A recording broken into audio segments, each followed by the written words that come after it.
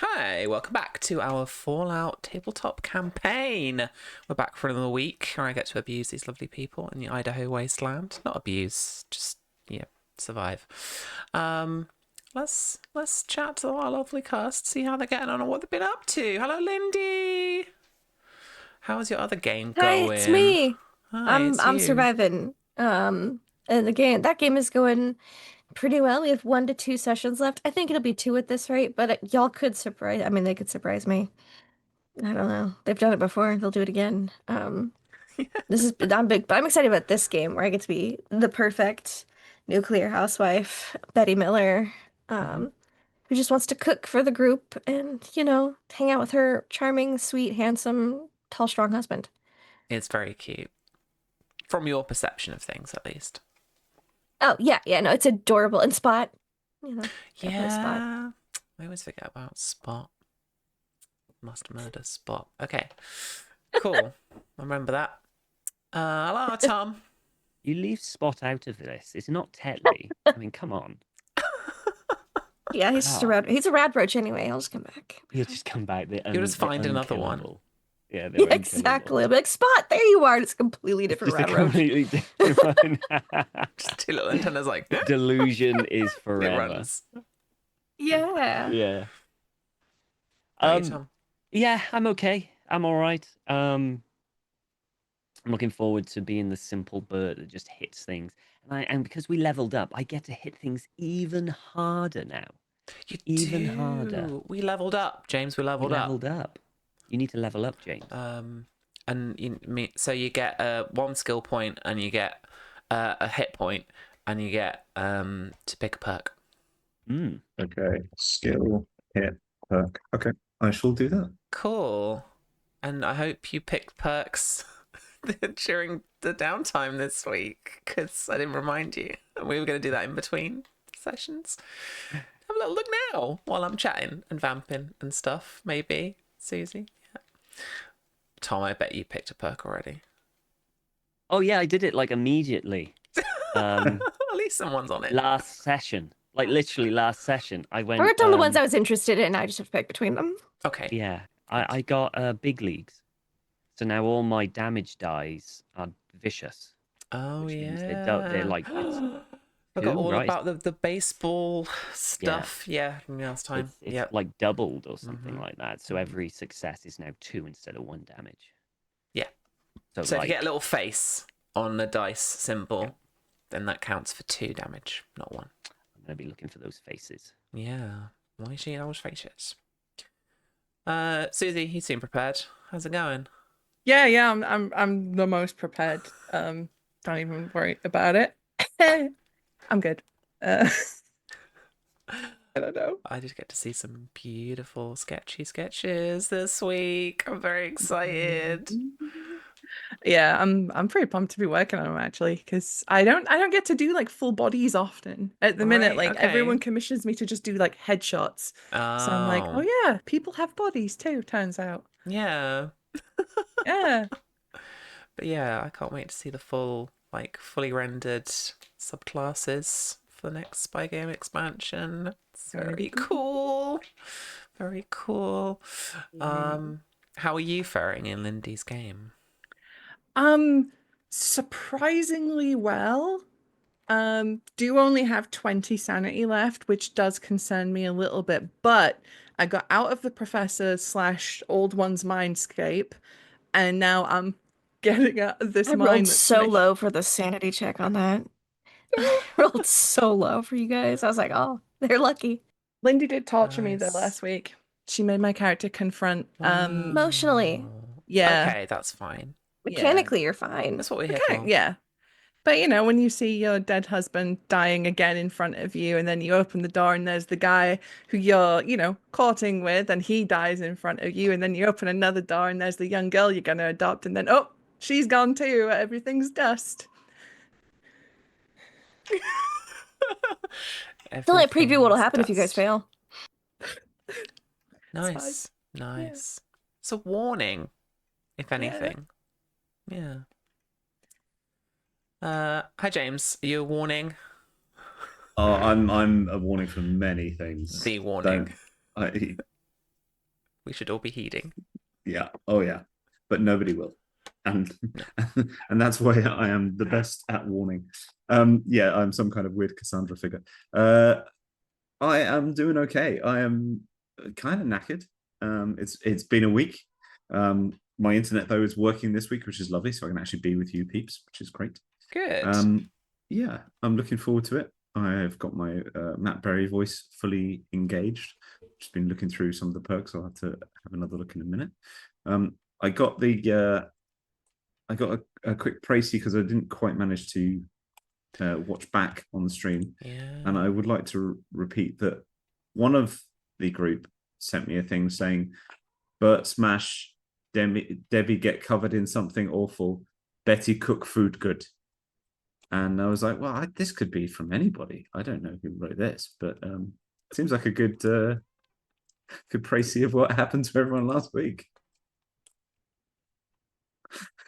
Yeah. So yeah, I'm Pretty looking forward much. to jumping back in. Love that. How you doing? How you doing, Accurate. Sam? What's going on? I'm How doing you good, thank you. Yeah. I saved a little bit of the world, the fictional fantasy LARP world, on Saturday. And then I built a cabinet for my little Warhammers on Sunday. And now I've got a little cabinet of Warhammers. And Fallout models, obviously, which is like the cooler ones. And what else? I've been preparing for the Kickstarter. It's been very cool. Yeah, it's getting there. It's getting ready. Yeah, that's all good. I've got this prepped. I haven't actually looked back at the game since last week, but I know what there is out there. And if I don't, then we'll just improvise. Yeah, it's the best kind. And yeah, there's not many of us live, but if you do fancy it, there are little ways to interact with the stream. You can give us some action points, some luck points to the different players, including myself. And you can also bring out the Mysterious Stranger or Misfortune as well, if you fancied it. So check out the little bitsy things on there. What else do we need to say? I don't think there's much else to say right this second. Has everyone picked their perk? Susie typing it in literally as we speak. I can see you doing it. Cool. All right. Great. Lindy, what did you pick? That's a great question. That's a very good question that I We'll come back will let to you know on the that. answer to. Yeah. Yeah. Susie, have you actually picked one yet? I have. Oh, good. Well I've done. picked Cautious Nature. Oh, okay. Classic. Yeah, whenever I attempt a skill test and I buy one or more d20s by spending AP, I may re-roll one d20 on that test. Lovely. Good old 2d20 classic. Any ideas, James? I'm still looking through. I know that there's like a big guns one which might help my flamer, so Yeah. I'm sort of looking at that. There are loads. There's a to ton be fair, on there, yeah. Especially if you're looking through all perks. 3 books.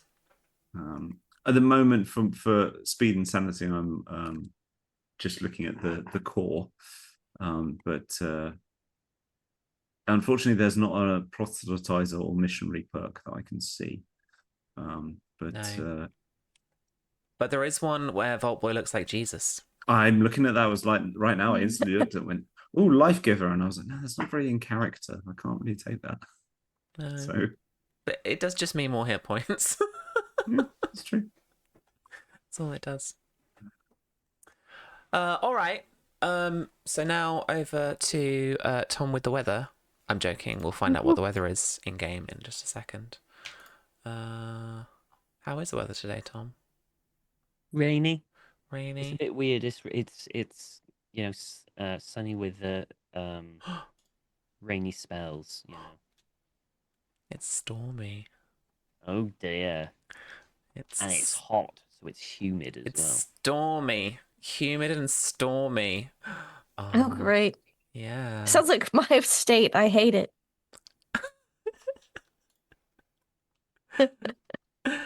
All right then.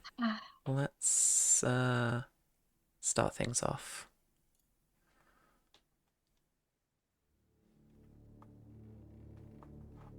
Coming up from the south of the route that you're following, Interstate 93, cracks a green lightning strike, and a thunderclap follows it as rolling grey, dark clouds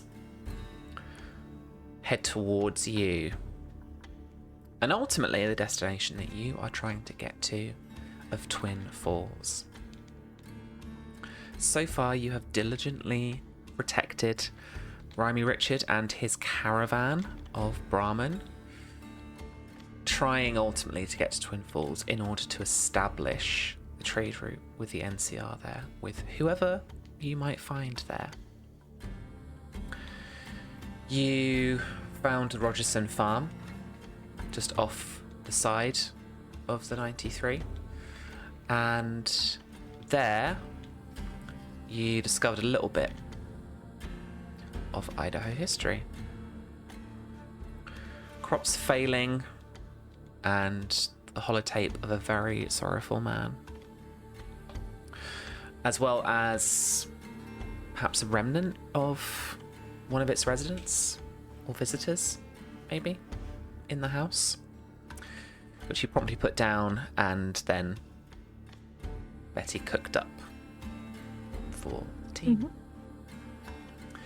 Heading north from Rogerson Farm, you then found the small township of Hollister, with a Drumlin diner just off the motorway, off the highway, and then to the west of that, a single street, and then branching off of that, some residential houses. At the end of that street, a large church, which you did not get to, unfortunately, due to the kind of clutch of ghouls that were hanging out by a little irradiated, ruined car. Having headed north, back up the 93, you'll find yourself again in a little bit of a no man's land.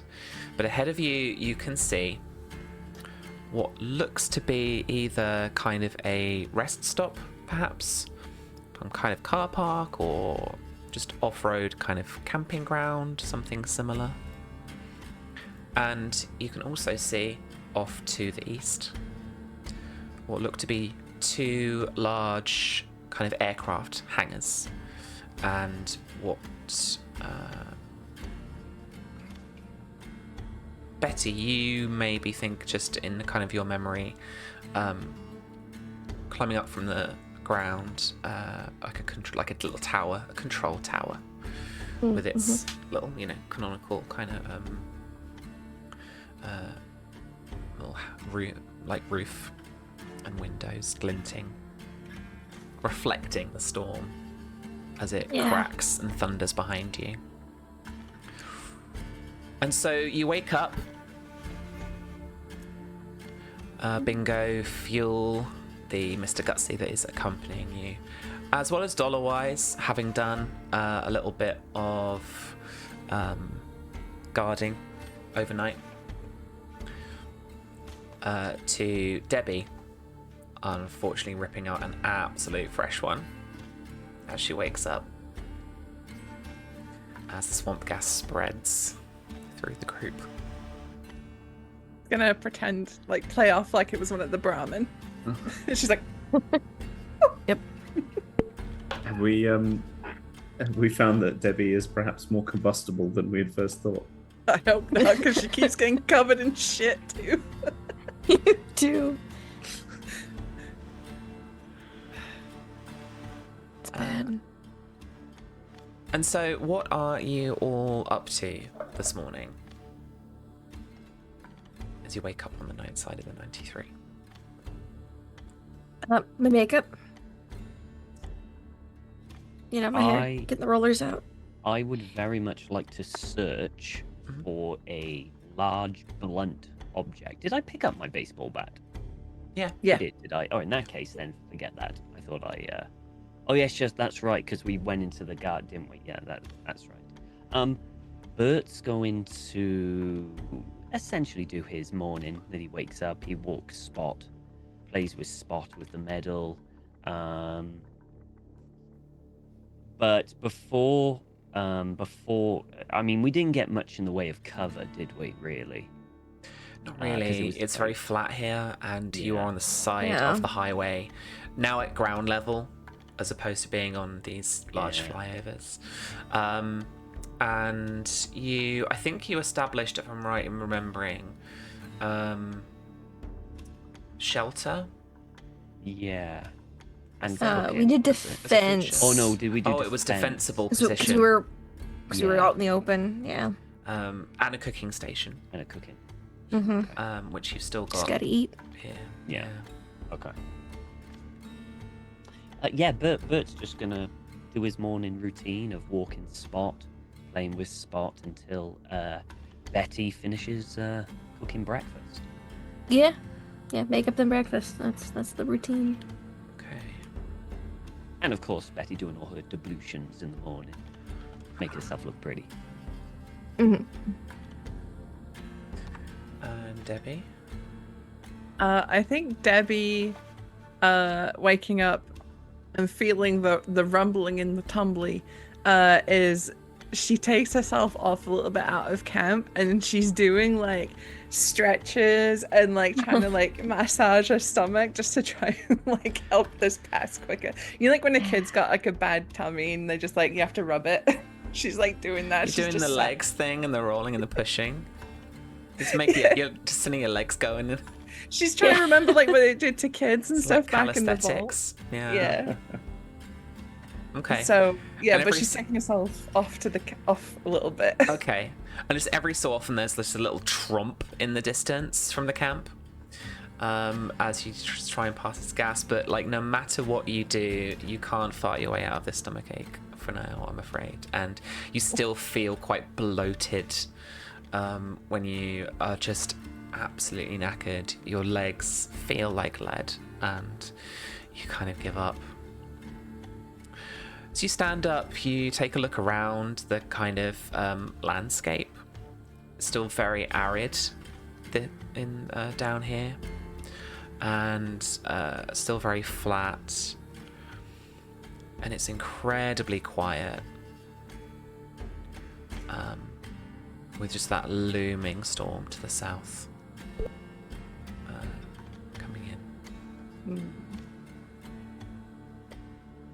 Eventually she'll come back. She's given up. She'll come back to camp, and she looks miserable. And I think she's still a little bit dusty and dirty. Yeah. So it just like flops next to the fire.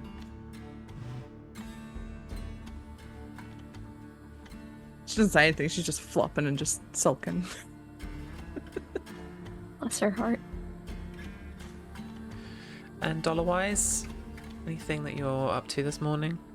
So Dollarwise is doing his usual, which is taking some of the water and purifying it for the good inside himself. Okay. To make sure that that's there. With he's actually, something has slightly jolted or hit inside him. He's had what is a new thought, which is, I have a flamethrower and it Okay. uses fuel. Yes. And he has a flickering moment where he wonders whether, on a industrial scale, whatever's happening with Debbie could be converted into some kind of fuel,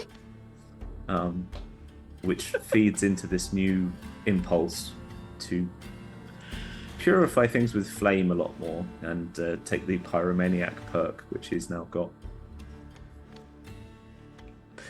Nice. Okay. Just while he's bubbling away. So, a very quiet morning as Rhymy gets up, begins to tend to the Brahmin. And they're nibbling away on whatever they can find. Little bushels, little dried little bushes and leaves and stuff. Are you cooking this morning? You're skipping breakfast? You don't necessarily need to eat right now. As long as you get something during the day, you're okay. Yeah. I think it's like a semblance of breakfast. Like whatever, even if it's just plates with the rainwater on them. Like, what if it's soup for breakfast? And people could just not eat it. They don't have to eat it. If Bert doesn't get his breakfast, he's miserable. He's like, Yeah, so sulks. Betty will Okay. make breakfast. Like she always does. She always makes breakfast and dinner. Yeah, so if you're not even using if mechanically it yeah, doesn't count, she goes through the ritual of it. yeah. So Yeah. for the rest of you, if you're not using any actual stuff, Betty goes through the ritual of pre-war. So it is like breakfast. storming, raining. It is not good conditions for cooking. It hasn't quite hit you Okay. yet, but in the embers of the cook fire from last night, Yeah. she has that little frying pan. Like whatever scraps are left from dinner. And she's got like stones, and she's like whacking them against the rim of the saucepan. Yeah. And like going through those motions of like doing breakfast. And in your mind, it is a beautiful It's breakfast. beautiful. Like perfect little Yeah. eggs, bacon, and just a nice little meal for Bert to chew on. And then Bert, you eventually get served a couple of like warm stones. I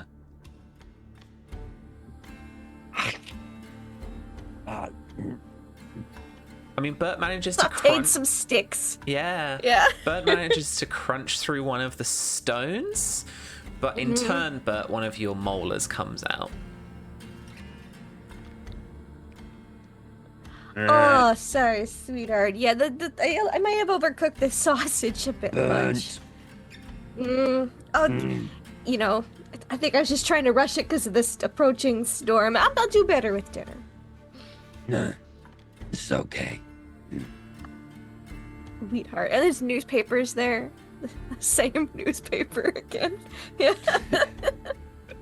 Rhymy, after attending the Brahmin, comes over to you guys. Seemingly hasn't maybe noticed this kind of strange ritual that's been going on, but looks at the four of you and says, "Well, I guess you're going to move on. It's just I don't want to be caught up in this storm.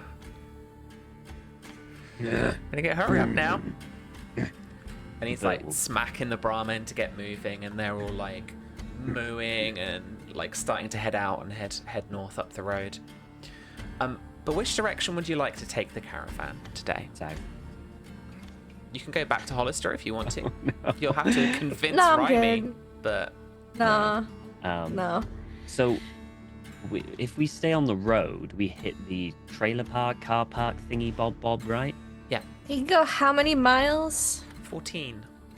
14. So it's like 5 miles to the trailer park, and then if we don't take the road, it's another like 7 miles to Twin Falls.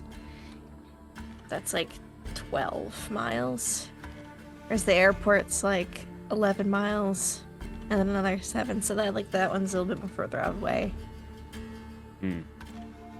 But if we are worried about the storm, it would be better to shelter at the airport, probably with the As hangar. we're following the highway. I think so. Yeah, actually, yeah. The if we can get to there to that old maybe that old hangars before the storm hits, be a lot easier for us and for all the Brahmin. Like The latest by a day, but we did pick legitimately up concerned rations. by the storm. So, yeah.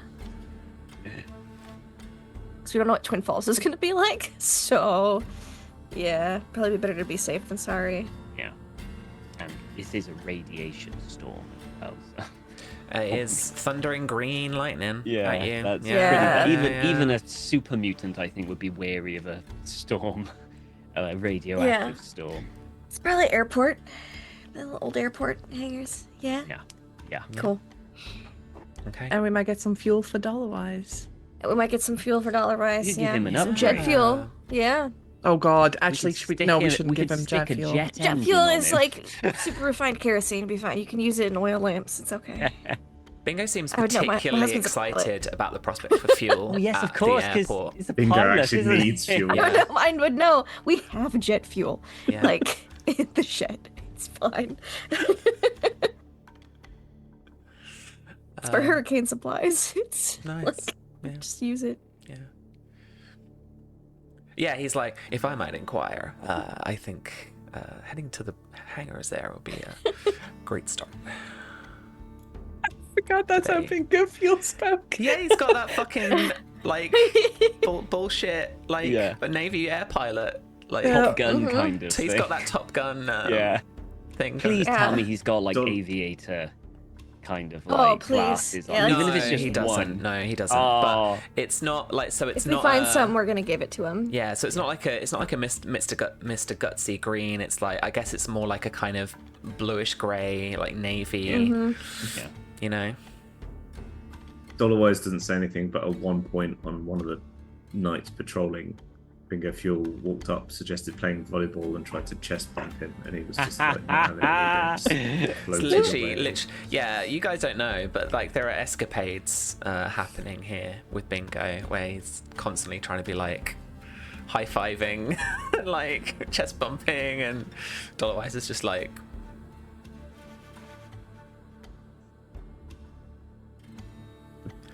but once you've all agreed, Bingo Fuel rather jubilantly says, "All right, let's break right," and you head off, because I've written down some Air Force like slang. And you break right, and you hang off to the right from the highway, and all right, you're gonna head over to the airport. Let me take you Yeah. over there now. Let me first roll a random, maybe. Ooh. Yeah. It is a bit of a slog across country. Right now you're hitting about halfway, and the storm is very much now just starting to like head above you. So that point now where like you can clearly see it above you, but nothing, like none of the rain, none of the storm has actually like landed on you yet, and you guys Yeah, are just just the waiting. clouds. Yeah, just Yeah. waiting for that storm to hit you. And rather bizarrely,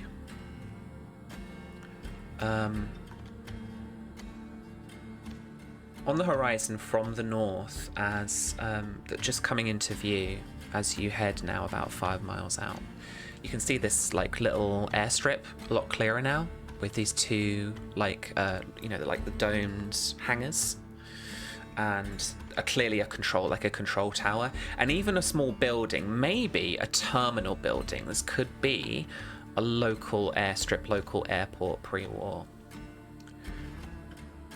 But weirdly and interestingly enough, off on the horizon to the left, you begin to see, in the haze of the heat, just before the storm hits you, a lone figure wandering through the arid landscape, just on their own.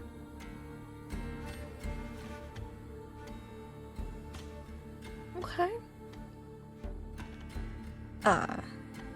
Like what size of figure? Is it like Bert sized? Is it like Not Debbie Bert-sized. sized? Like, not Okay. Debbie sized. Oh, no, sorry, not Betty sized. More like Debbie sized. Debbie sized. Okay. Yeah. Okay. Oh, like a human. Yeah. Like a normal It's a human. person. Can I have a look? Can I see any details from this distance? Very difficult to. You're trying to discern anything from this distance. I'm going to say difficulty 4, Oh, in that case, then perception I, test. I haven't got a clue. I don't have a. I only have Open 4 hell. perception. No, I'm gonna pass. Yeah. Okay. Like, need closer. Well, if they're headed this way, we'll be seeing them closer soon. And they do. They are heading roughly in a direction that would like kind of bisect with you. We'd intersect, yeah. Yeah. And so eventually you get to a point where you can see the figure a little bit more clearly. And they are fairly slim in build. wearing a kind of rough kind of red like hood, maybe kind of snood type situation. Raggedy kind of leathery clothes.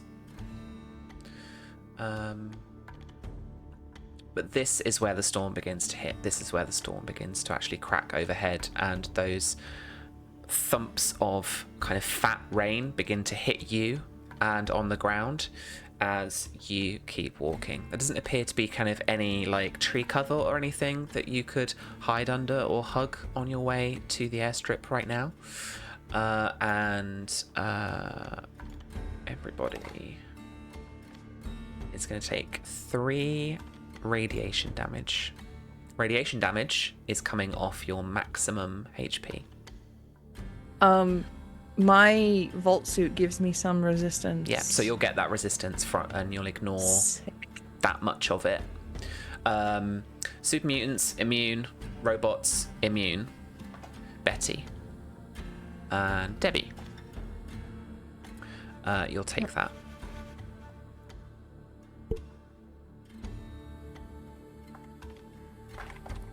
So it comes off max HP? Yeah, so if you get irradiated, it comes off your maximum HP. Dang. So keep a track of what is normally your max HP. I believe you might be able to do that on the sheet. And yeah, so you'll like need some Radaway in order to get that like healed effectively. Scavenge for some chems. Yeah, maybe. Hopefully this airstrip might. If I know anything about the military, they got the drugs. So many chems. Test them out on people, if anything. Yeah. All right. Particularly in this universe. This traveler is now seems to be heading towards you. Can we see details now? Or is it still too far away? Give me a difficulty 2 perception check. So it'd Is be, it worth that could be me- perception survival. I'll do perception survival. I'll 2. You Hi. got him. Nice. With Any a assistance? complication. And a complication. yes, I will assist you. I should probably have done it in the first place because I'm really good at seeing stuff. But how do I? There was the assist button or to assist. There we go. Yeah, you got a clicky token as well. Oh god, click the token. Yes. Yeah. Yes. Where's me? Actually, where are I? So- We're at bottom right. We're down here. Oh right, I Just off see. the Yeah. screen. Is that working? No. Why am I not? Sorry, I'm not in. I'm in the wrong.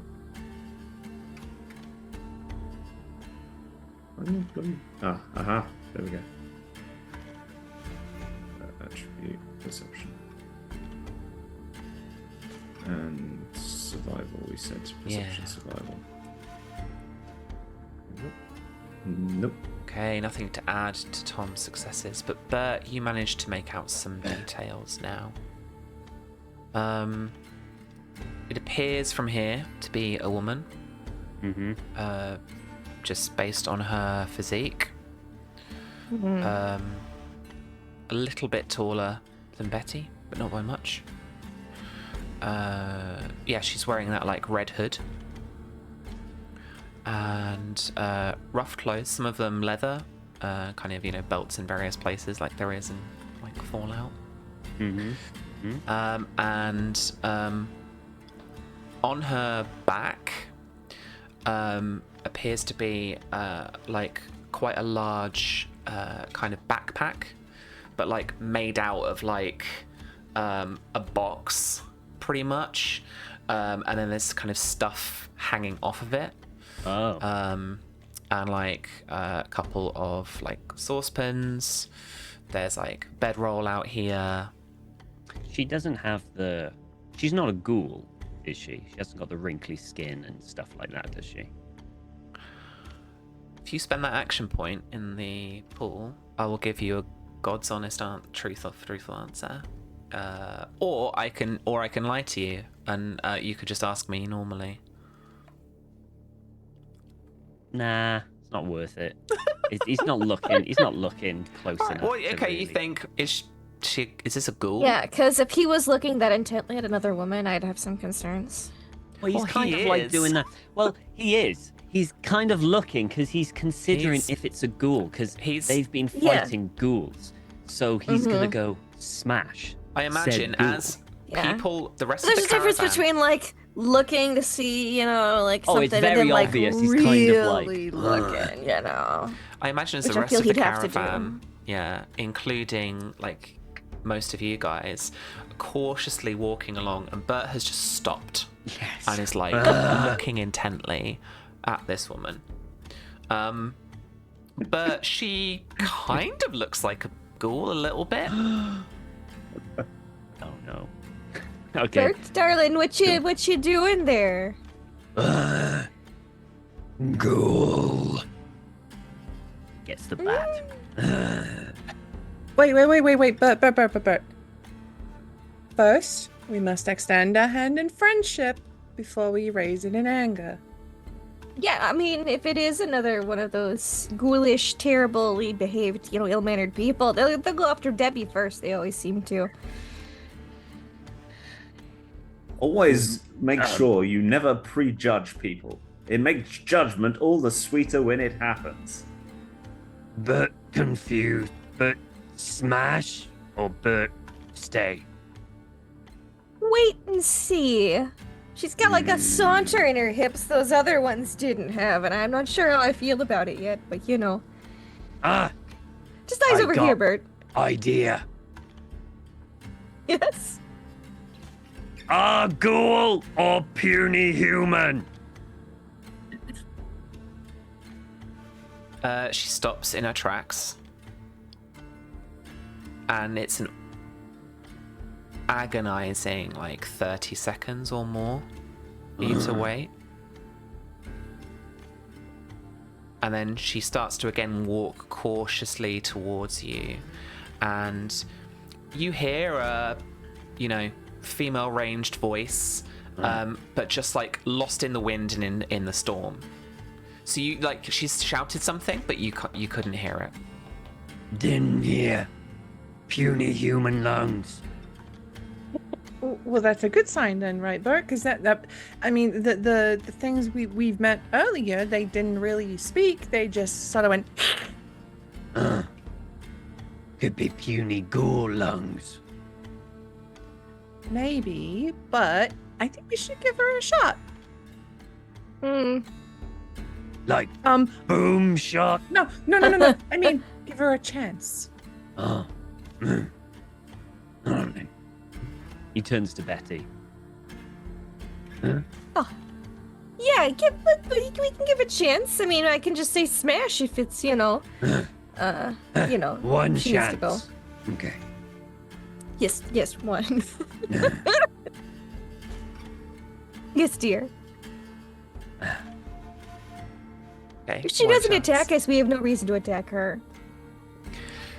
She's gotten to about long range from you guys now, so you can see her fairly clearly, but she is probably 30-60 kind of feet away-ish from you.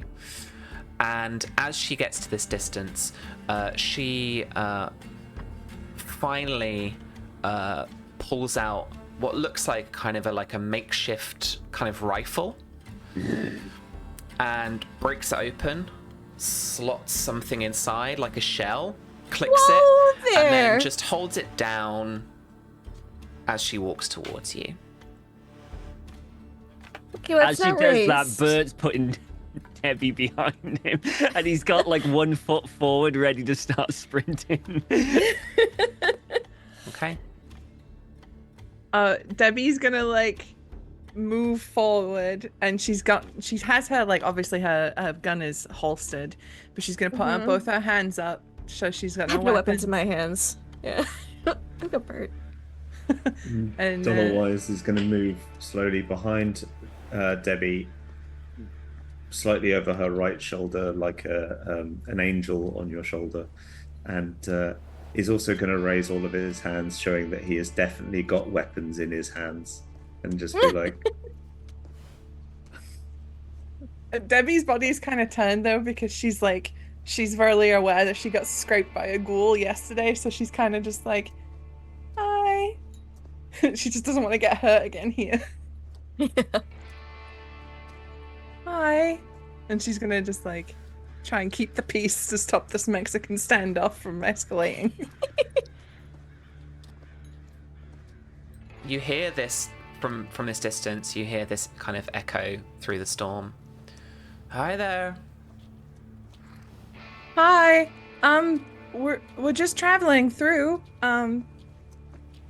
We're not aggressive. We're not gonna fight you.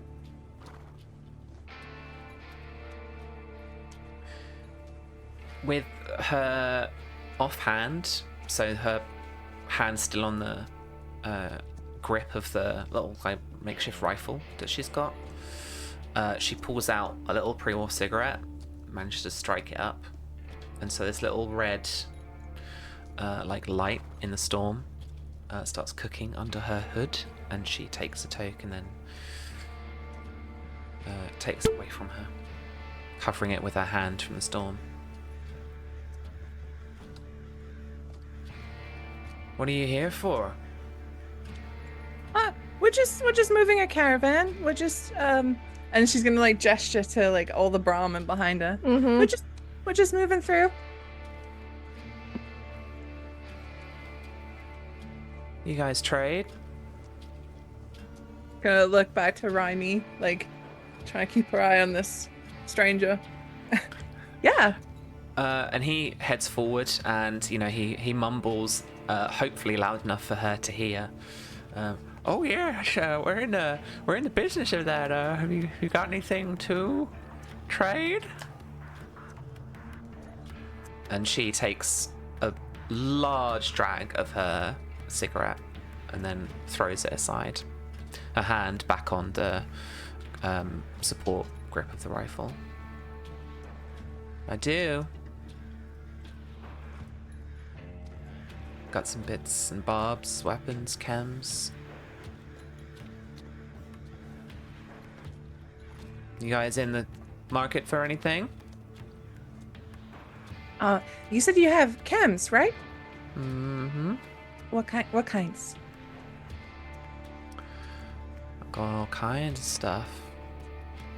You can see at her side now that she's mentioned that she has one of those kind of old 50s style leather doctor's bags. Oh, like the black leather ones with the Mhm.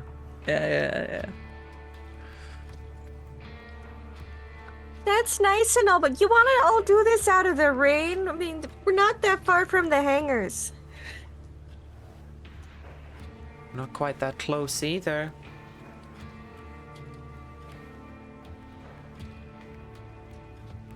I got a Abby schedule to looks- keep.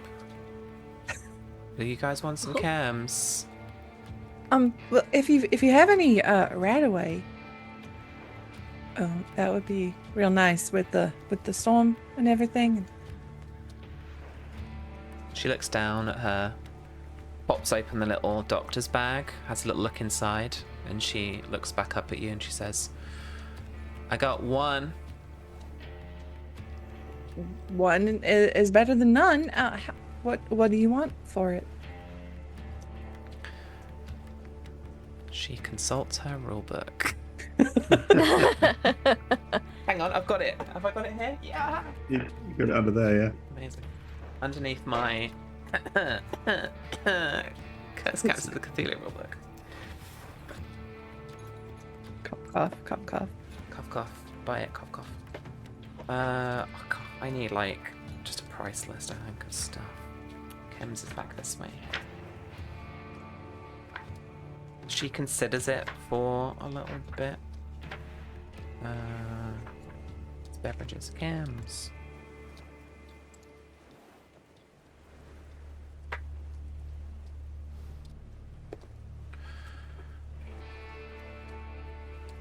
Well, what have you got? Any food? Any drinks? Any other chems?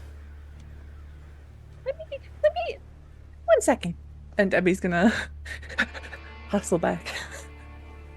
Okay, so she has one right away, but she wants food, Yeah. drink, chems. Well, we've got some ant meat, potato chips, instant mash, Salisbury steak, water, dirty water. Purified water. Yeah, You got that as well. yeah. Whatever Rhymy has. And then I also have a Rataway and a stim pack. Right. That's all I got. Debbie's gonna go like, I don't know what anything is worth. So what would be a good thing to offer? Can't for we the just write her Rataway? a check? Well, I don't think she has a way to cash them. Oh, cash only? I see. Yeah. It makes sense. Oh. We smash take right away. No, Maybe Bert. not, Bert. I mean, she seems to be a reasonable individual. I mean, you can't... an enterprising businesswoman. I mean, she's basically like a Tupperware sales lady. You know? Right. That's how Avon Faye lady. sees her. It's just like the Avon Absolutely. lady. Yes, she's like the Right. Avon lady. She's traveling around, going door to door, trying to sell stuff. An Water. enterprising businesswoman, totally not the pyramid scheme. Valuable. Yeah, we were lowest on water. We could do some meat, some ant meat, or some like potato chips, maybe. Let me try it. So Debbie's gonna hustle back up. Okay, so I checked our stores and we have ant meat. We have potato chips. We got Salisbury steak. Mhm. And she's kind of like gauging the reaction. Have you brought any of it with you, or you're just saying what you have? I think she'll have grabbed like stuff that's easy to hold in like one hand, just so The she can potato show chip that we bag. do have it. Yeah. Yeah. Because that's gonna be the most protected from the rain, probably. Is like the. Oh potato yeah, chip bag. yeah. She kind of squints at the potato chips, and then she looks back at you, and she looks you up and down.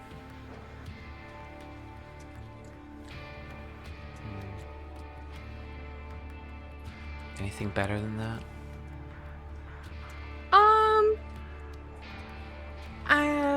We have. I mean, I'll take some of the ant meat. Okay.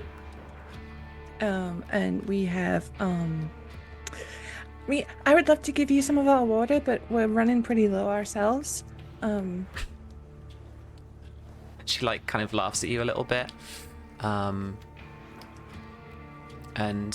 now that you've got a bit closer to her, she isn't a ghoul, but she's got kind of quite eyes, almost like look a little bit infected maybe. And they're starting to like yellow slightly. She's got quite dry lips as well. Oh, she needs a good skincare routine.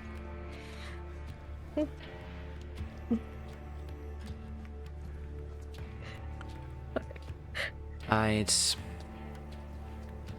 trade you a couple of hunks of that ant meat and some of your water for a Rataway. Okay. Yeah. Deal. Okay. 2 ant meat hunks. Mhm. And a portion of water. All right. Just Get rid of that ant meat. right back. She's Bye, kind of ant like meat. got the like rifle on her hip, just like hanging out now like a cool lady. And then Debbie she'll package up. Like I don't know, I've a got bit the ant meat. It's in the scrap. takeout bags. Yes, takeout bags. There we go. She's all going in a takeout. Already in a bag. takeout bag. So yeah, I just give it. Okay, well, there's the ant meat. It's the And then, it's the Drumlin do we have a Diner takeout bag. dirty water that we have. Yeah. Or yeah, okay. Send a portion of dirty water. I'll take that off. Boop. I can give her some of that well water with my puke in it. Oh. Do it. Do it. Yeah. I mean, we strained it. It's fine. It's fine. It's not chunks in it. So that all gets bundled up in the bag, and then Debbie's gonna hustle back to the front. Take out bag from the diner that we were in. And she'll like get close, but she's not gonna go like right up to her. She's gonna like put it like 6 feet away from her on the floor.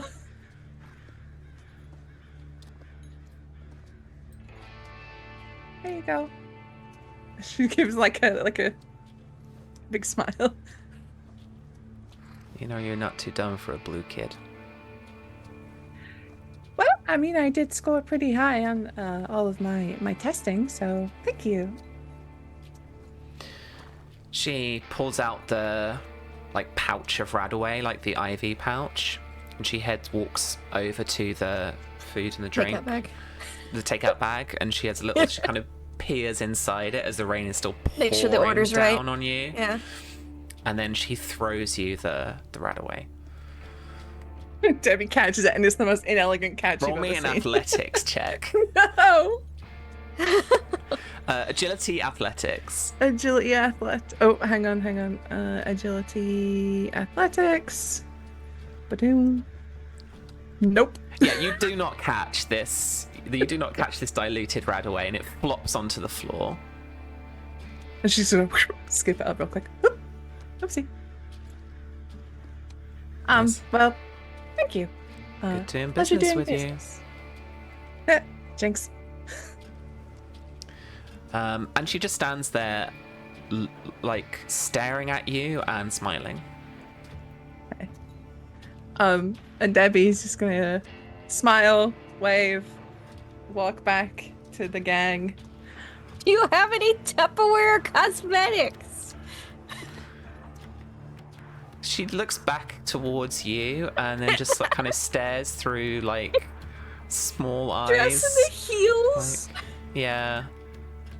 I'm like, she's either a Tupperware lady or an Avon lady who just happened to have some Radaway. Yeah.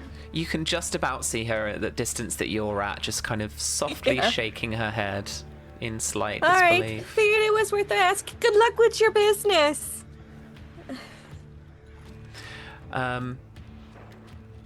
And she doesn't start walking off. She doesn't go anywhere. She Should wait for us. to She move. waits. Yeah. Yeah. Just head towards the hangars, I guess. Yeah. Susie, what is Debbie's perception rating? Eight. Really fucking good. 8. Okay. Yeah. That is good. What's your like small guns rating? 1. Okay. So I'll give you this for free. Her stares were quite unnerving. There was something that just like a shiver ran down your spine. And she was clearly like sizing you up when she was also sizing up the goods that you're offering. Yeah. I thought so. And that's like in the back of Debbie's mind, but then as we're sort of walking by, she's just going, well, she was nice. But she's gonna just like, probably like little as we walk past, just Yeah, as we walk past, Bert has not dropped eye contact, but just constantly even as he walks past, his head turns, just staring at her non-stop, constantly evaluating. Yeah. Once you have moved on a fair bit, and she's getting quite a fair bit away, she does start to then head southeast, pretty much. So, like, you're heading towards the airport, and she heads, like, off that way.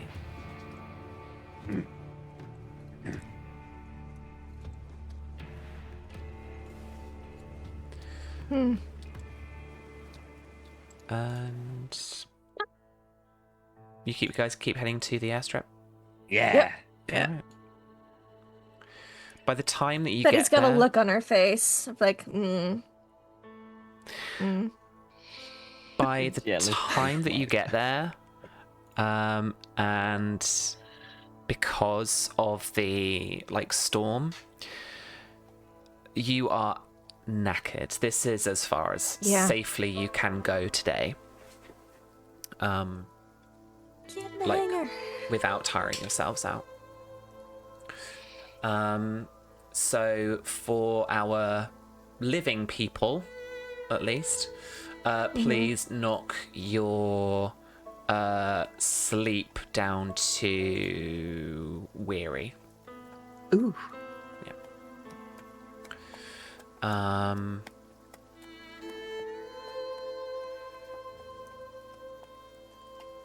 Two bars for weary. 2 bars are weary, yeah. And let's roll some more of these. As the storm rolls over you, I want you guys to take another 5 radiation points off your max health. We. So that's the living human people, please. Oh, Debbie. 5 HP left. Debbie, no. this whole way, your Geiger counter on your Pip-Boy has been crackling every now and again, and it's usually you get a lightning strike from above with the green, and a second later you get that thunderclap, and then a second later you get the crackle from the Geiger counter. Debbie wants to get undercover and inside somewhere as soon as possible. She looks really sad. The most wet cat that's ever been. Oh. Betty's makeup is just run down her face. It was like Alice Cooper. Yeah. It's beginning to get to a point now where you can't really see at the distance that you could when you first saw that traveler, and you can just about make out the shadows, the shape of those hangars and the control tower and that kind of little terminal building as you finally get to the boundaries effectively of this airstrip, and you can see ahead of you this pre-war little local airport airstrip just south of Twin Falls. You've got this large, long, not too large really in the scale of airports, but you've got this runway of tarmac just kind of off to your front kind of right, and that over the decades has cracked and crumbled and is starting to sink into the ground a little bit. Then you've got the kind of hangars. There's 2 of these hangars just kind of off to the left a little way, and then beyond that, straight ahead of you effectively, is this control tower, and it's this then there's this terminal building. Where would you guys like to head? Probably the hangar. Because Yeah. that'll fit the Brahmin. Yeah. Okay. Gotta get faster. We could explore the rest tomorrow if the rain has let up some. Mm-hmm. But we just gotta get people under shelter, I think, is priority numero uno. Okay. So you head towards the hangars themselves. They loom quite large as you finally get to them. And while the large, hangar doors are closed, the first hangar that you get to is clear that it is, obviously having been here for a couple hundred years after the bomb's fallen, probably been looted again and used as a makeshift settlement at one point, or something like that. And the little door off to the right hand side of the big hangar doors is ajar and almost coming off of its hinges. So it's not a pretty secure location, but it's definitely out of the rain. If you can get those hangar doors open, then the Brahmin can all fit inside. Otherwise, they are stuck outside. Yeah, I don't think that'll be a problem. Getting those doors open. Start. Go. Okay. Difficulty Like a 5, sliding track. they're giant hangar doors, but difficulty Let's 5. What do you want? Strength, athletics, definitely. I'm going to need to buy additional dice for this. What are your repairs skills at people? Dollar-wise, haven't you got like a fairly Yeah, good my repair? repair skill's 3. Okay, Oh, okay, Debbie, dollar-wise, nice. having, you know doors. The vaults are fucking full of them, right? And all the hydraulics and all the mechanisms and everything to get these, to keep doors working. And these large hangar doors, while you absolutely could, like there's handles and stuff, you could try and open them like manually, like with, I guess, with enough grunts.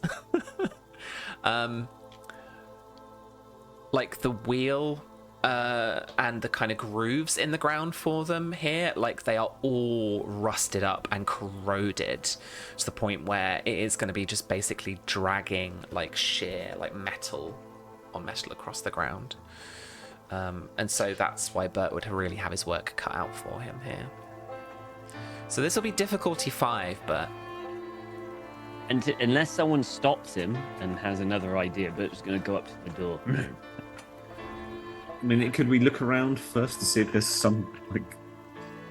Yeah, there are alternate? multiple hangars. We could check one of the other hangars to see if that Or door is even in better this... shape. Even in this hangar, see if the... I know it's all rusted up, but if there's anything on the inside blocking it or that we could help Bert out with. yeah, absolutely. You could head inside and check it out if you wanted to. You could go through I the think- little like person door effectively off to the I think side. Dollarwise will lead the way in, but then also suggest that Debbie rapidly follow him out of the stinging rain. Okay. Yeah. Cool. All right. So while the lovebirds hang out outside, just out the door, and Betty hanging as close as she can under Be just like a slight giving canopy, Bert like massage to like Yeah. warm him up.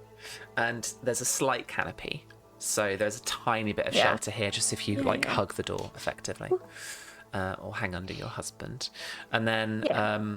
Dollarwise leads the way. Debbie heading inside of the hangar itself. It's effectively almost pitch black in here, apart from the occasional crack of lightning from above that lights up the kind of gaps and breakages in the corrugated iron ceiling above you. And that shows up shadows of rafters and iron girders and stuff holding up the hangar itself.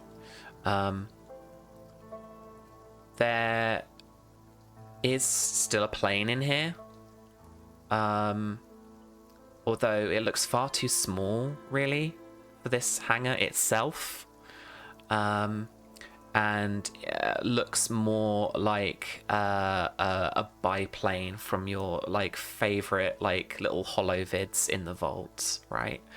A proper what's that movie, a famous movie where it comes and it kind of like shoots him and then like North by Northwest. like a proper like North by Northwest plane, right? Yeah.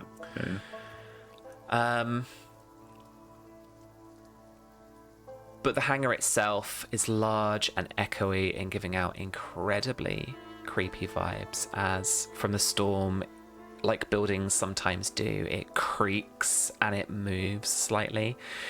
And then dollar-wise, Debbie just lets out a little nervous fart.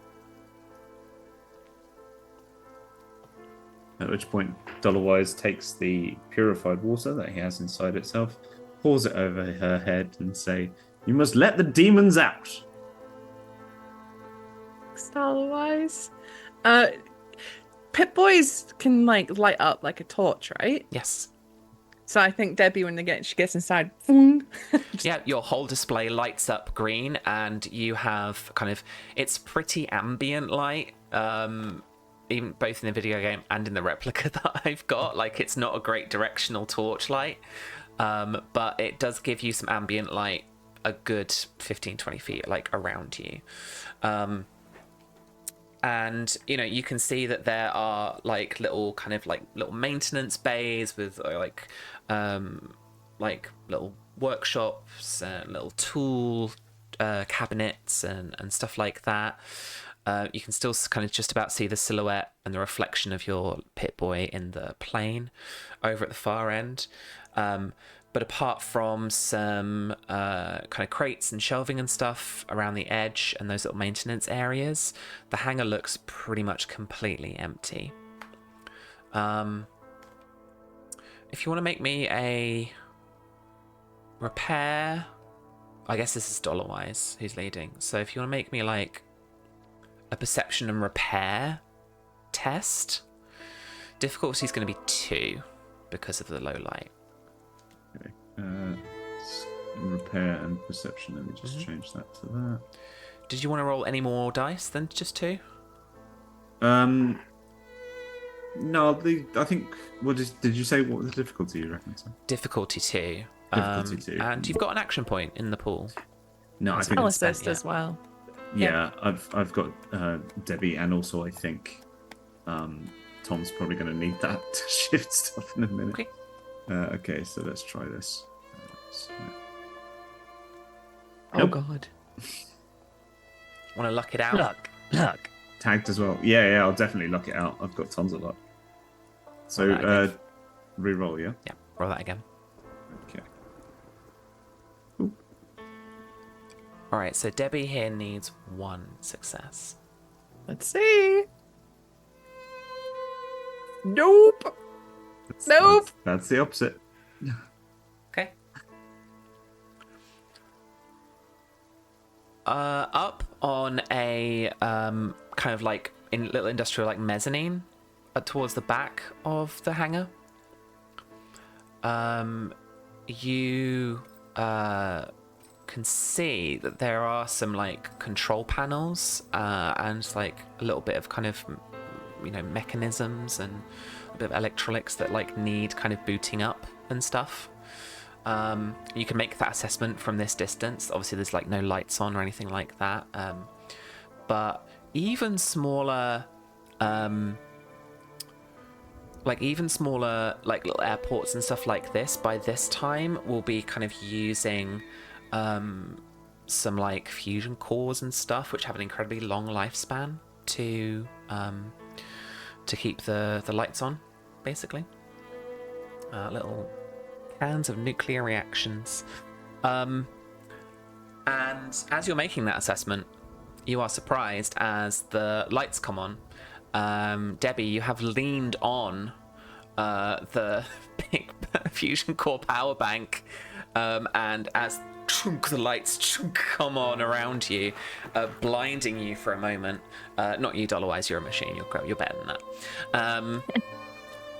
You can hear like whirring of like machinery and just like almost like underneath you maybe, and some of the kind of little workshop areas as well, as Betty and Bert from outside, little floodlights lighting kind of upwards, the hangers on the side start to come on. Well, this and seems good. But from behind you, I'm trying to think what there could be. You hear a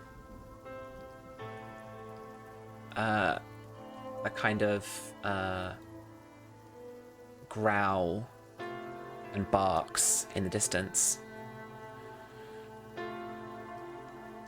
even through the storm rain.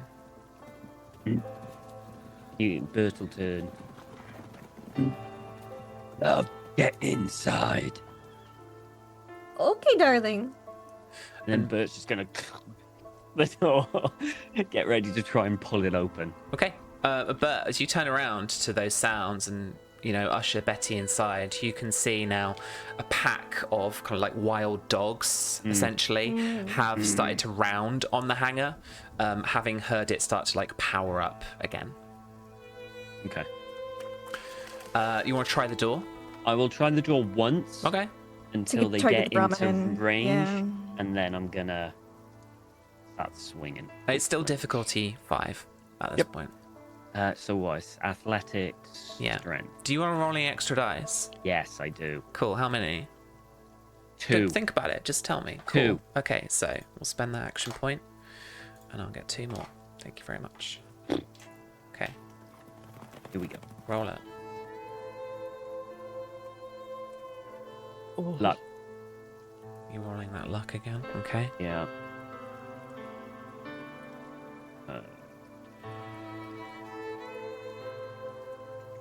So you How do I re-roll again? Just roll just do a command to roll 2 d20s and we'll see what you get.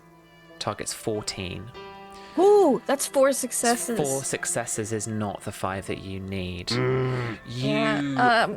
Could I assist? Yeah. Roll me a Like from the inside? Like while he's on the outside, try to roll me a strength athletics. Sure. It's a If long Betty shot. does this, This is going to be insane. But I don't know what to do. Betty, we you've never got know. so much But- luck. Keep Yeah, re-rolling you're- until it but works. God! No, okay. So you're meant to only roll 1 dice, but that 5 I will Okay. absolutely take as one more success that you need. But Absolutely. as the dogs are rounding on you and are almost on you, you are like your muscles are bulging, veins are pulsing as you're like Since there's hotness pulling on the other side in of the the door. rain, your arms shaking as hard as you can to pull these doors.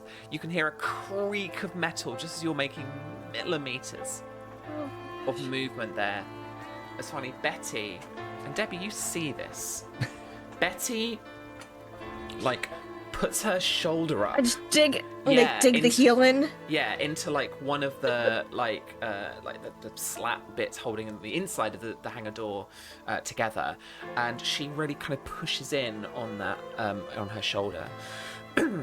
At first, you think Just a little stuck. she's just a little guy. She's just a little housewife. Like, it's so silly. Lady. And then something changes about her expression and it goes more kind of neutral and focused. And she just starts to push the door and this door just starts to move. Can't believe I got. I know, it's amazing. I think Debbie is like picked up like a spanner or something, like, and she just like drops it. She's like, On the radio in the background, you hear the power of love coming on. I thought she was going to walk inside, see the latch while he's straining against us. Oh, just flick. Okay, That'd so be the Bert it check. Brute strength. But you have made enough space now to get the Brahmin through. Yeah. But there's you at the door. Yeah. There is the pack of dogs.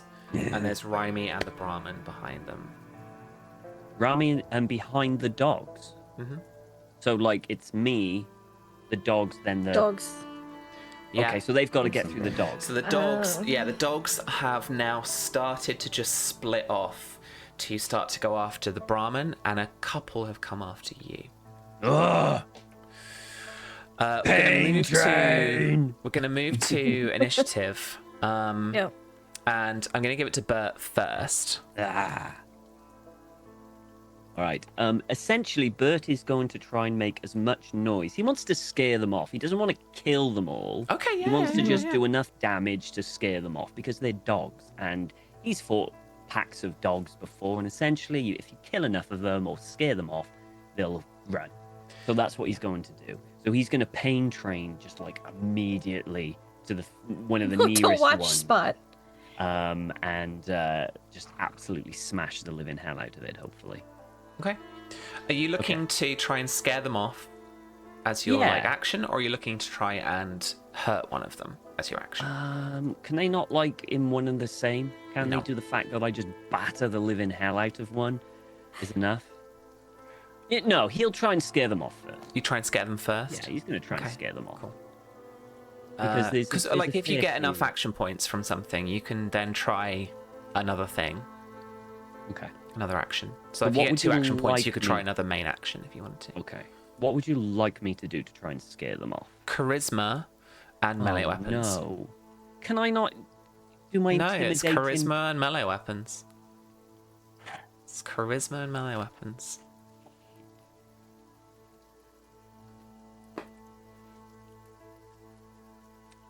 Good. No. Okay. You want to spend luck? Sure, why not? Let's It's not a bad spend target. one. Yeah. May as well. There we go. That's a little better. And a crit There you go. too on the melee weapons, 2 successes. So yeah, you're swinging your bat, stepping forward, trying to scare these dogs. With 2 successes, I think the 2 that are right by you, bat back off and keep barking at you, but they're now at a distance off to the right of the hangar. But those that are attacking the caravan itself have continued on, and they are now trying to like bite Rhymy, and Bingo's going in to try and defend, and one of the dogs is now going up and like gouging a chunk out of one of the Brahmin. What is everyone else's initiatives? 9. 12. 10. Okay, yeah, I think it also makes sense. Debbie is kind of nearer the door, has a kind of clear view. You can see through these hangar doors at what is happening. So you've just seen Bert scare these 2 of these dogs off that have now gone off outside of your kind of like line of sight. But now you can clearly see the dogs attacking the caravan. And with Dollarwise turned around and Betty having just opened the door along with Bert, yeah, it's down to you. You're 10 mil in a dream. What would you like to do? 10 mil in a dream. That's it. That's exactly what I'd like to do. I think the ones that are like trying to tear chunks out of the Brahmin, I think Debbie's just going to be like, because here's her thought process. If she misses and accidentally shoots a Brahmin, that's horrible and she will feel bad. But if she misses and shoots Rhymy, she'll feel worse. Worse. Yeah. That's fair. It's valid. Thank you, Lady Purple, for the misfortune. All right, so Susie, with this attack, Oh god. you get to you get to decide a damage effect Oh. that comes with this. This is going to happen anyway, whether you hit or Okay. not. Okay. What are my options? What have I got? So your Damage damage effects. Yeah, your damage effects. So you've got burst, so you can hit a group of targets. So if you hit, you could pick burst, and you could hit like multiple dogs as you just fire off a round of like different shots, right? Breaking reduces armor. Persistent keeps the damage going. Piercing ignores some of the target's armor, and stun stops them like acting the next turn. Okay. I think burst, because I'm trying to get rid of, like, it's a pack of dogs, Sure. right? You don't have to make Try a and final get- decision until you've hit or missed. True. So, True. Okay. Oh god. do you want to get any closer? Because this is a close range weapon, and they are like long range out from you. It'd be would- like difficulty 3 to hit them. So here's the problem. I You have don't wanna 5 get out in the HP. rain. Yeah. Just stay out of the rain. You've got a Just do door as something. cover. You could just hang out the side of the door. Okay, yeah, sure. I'll just poke around the door and. Yeah. Okay. All right. All right. So yeah, difficulty like some- 2 to hit them. Would you like some extra dice, Sam? Love some AP. Because of how low my target number is, I'm going to give you 2 extra dice. Okay. 2 AP. 3 2 AP. die. Sure. 3 AP. Yeah. For 2 more dice. Yeah, no worries. It scales the cost. All right. Never mind. Luck Oh. roll that. Yeah, An reroll them. Hang An on. action point too. All right. So I'll keep my 7. That's the coolest thing to do. And then we'll get you another action point for later. I'm gonna reroll though, with my luck. 1 success. I kind of want this to hit. I'm gonna give it to you. Hey. Why not? Pity. I'll take it. It's a pity shot. What? Roll your damage.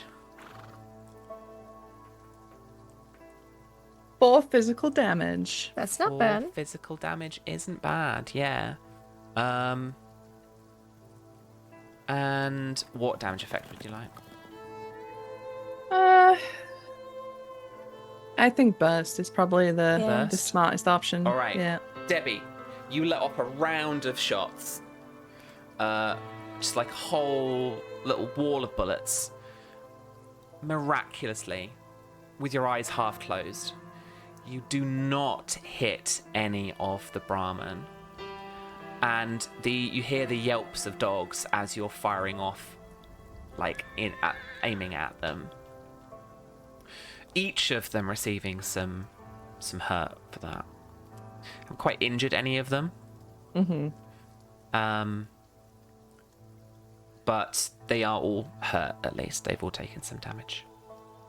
I don't think Debbie was shooting to kill anyway, because they're still dogs, Yeah, even if they're like evil radioactive. Yeah, dogs. you've become pretty attached to Spot over this, time. So it's like, Yeah, I couldn't love hurt that another little guy. dog. Yeah.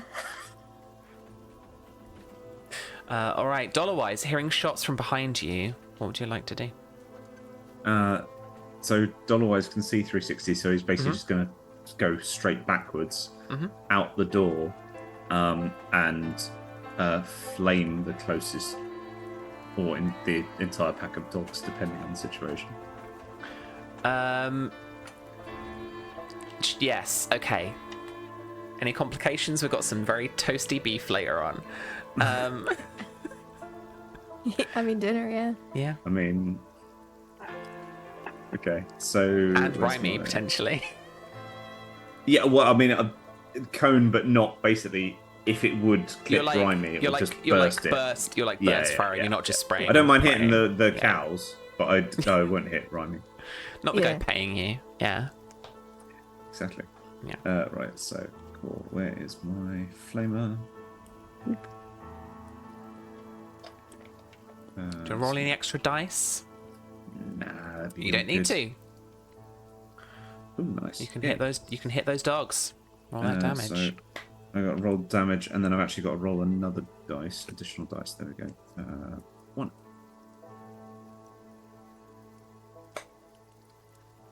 3 energy damage. Okay. Nice. And the face is also persistent, so they should all take the same damage again when it's their turn. Yeah. Yeah. Absolutely. So we're going to give one last go to Bert. Well, actually, let me just roll an attack on them and see if they do any. Okay, no.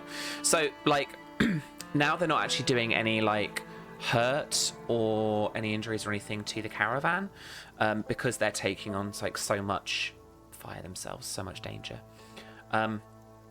It's at this point actually that they do all start to turn and run, like as a pack. And there's of the kind of 5 or so of the dogs, a couple of them still on fire start to slow down and then fall just kind of on the runway as the rest of the pack runs. And then they slowly go out smouldering in the rain. Oh, dinner. Rhymy quickly ushers the caravan inside and... That's what I'm doing. Like, while they're all shooting and stuff, I'm like Yeah. helping to get the Brahmin in. Nice. Bingo takes the kind of rear guard of the Right caravan. this way. Come on. Come on. And they'll find themselves like inside in the middle of the hangar. Basically loads of free space in here now at this point. And Bert is the last one left on the other side of the doors. Oh, Bert, could you grab those dogs over there that are smoldering out once they stop smoldering? Go out and pick up the charred corpses of the dogs. Sure. Yeah. Bert needs extra protein. Yeah, you can pick up the dog meat. Ugh, It's all good. Come Okay. back in. I'll plonk them inside the hangar, and Bert will attempt to close the hangar now. The hangar door. Oh yeah. You're gonna try and push it again? Yeah, it worked first time. Okay. So you push with all your might and it's just not budging. We've got it open, but it's stuck open now. That's okay. Maybe, maybe not. Now safe from the storm. Now safe from the Yeah. dogs. Now that you're in the hangar, what would you like to do? I'd like to search the hangar to see if there's anything Mhm. scavengeable. I mean, I know it's been searched many times before, but also, would help to find out, like, okay, this is where we should sleep. This is where the Brahmin should, kind of just take a stock of Yeah, what's absolutely. in here. Cool. There might be even some stuff to find here. So, roll Might, me a perception and survival test with a difficulty of 2.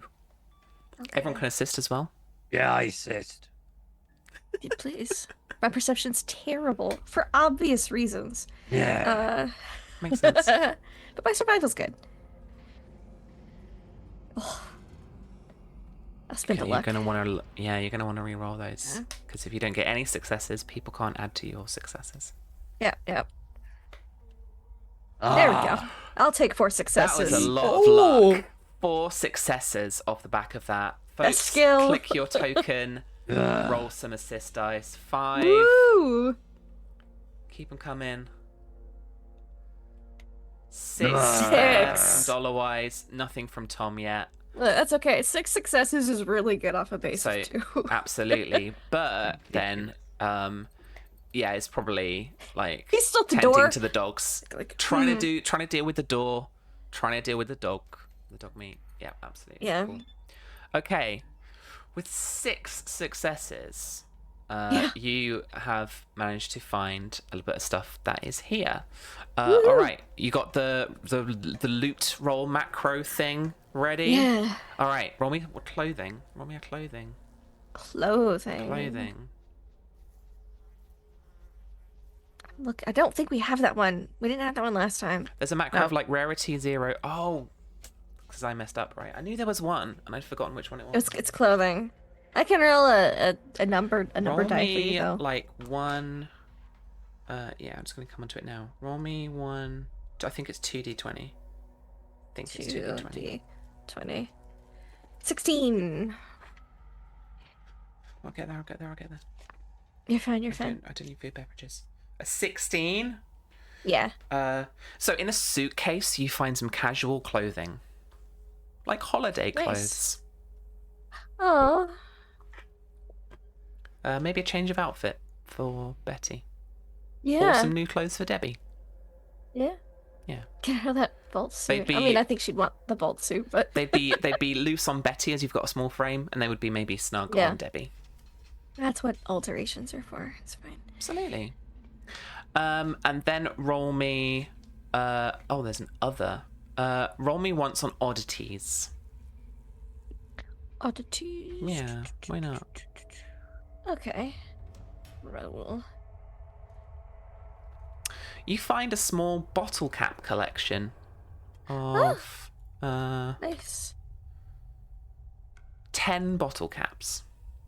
Cool. I'll put 10 caps. Yeah. Very cool. There is a bunch of junk around here too. Mm-hmm. Effectively,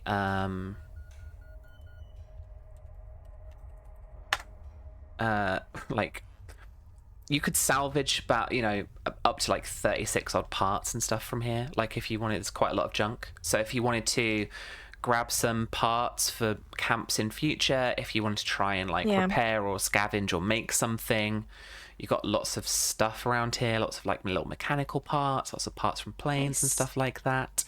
You do notice, dollar-wise specifically, you do notice some leaky kerosene barrels here. Ooh. So don't be charging your flamer anywhere near here.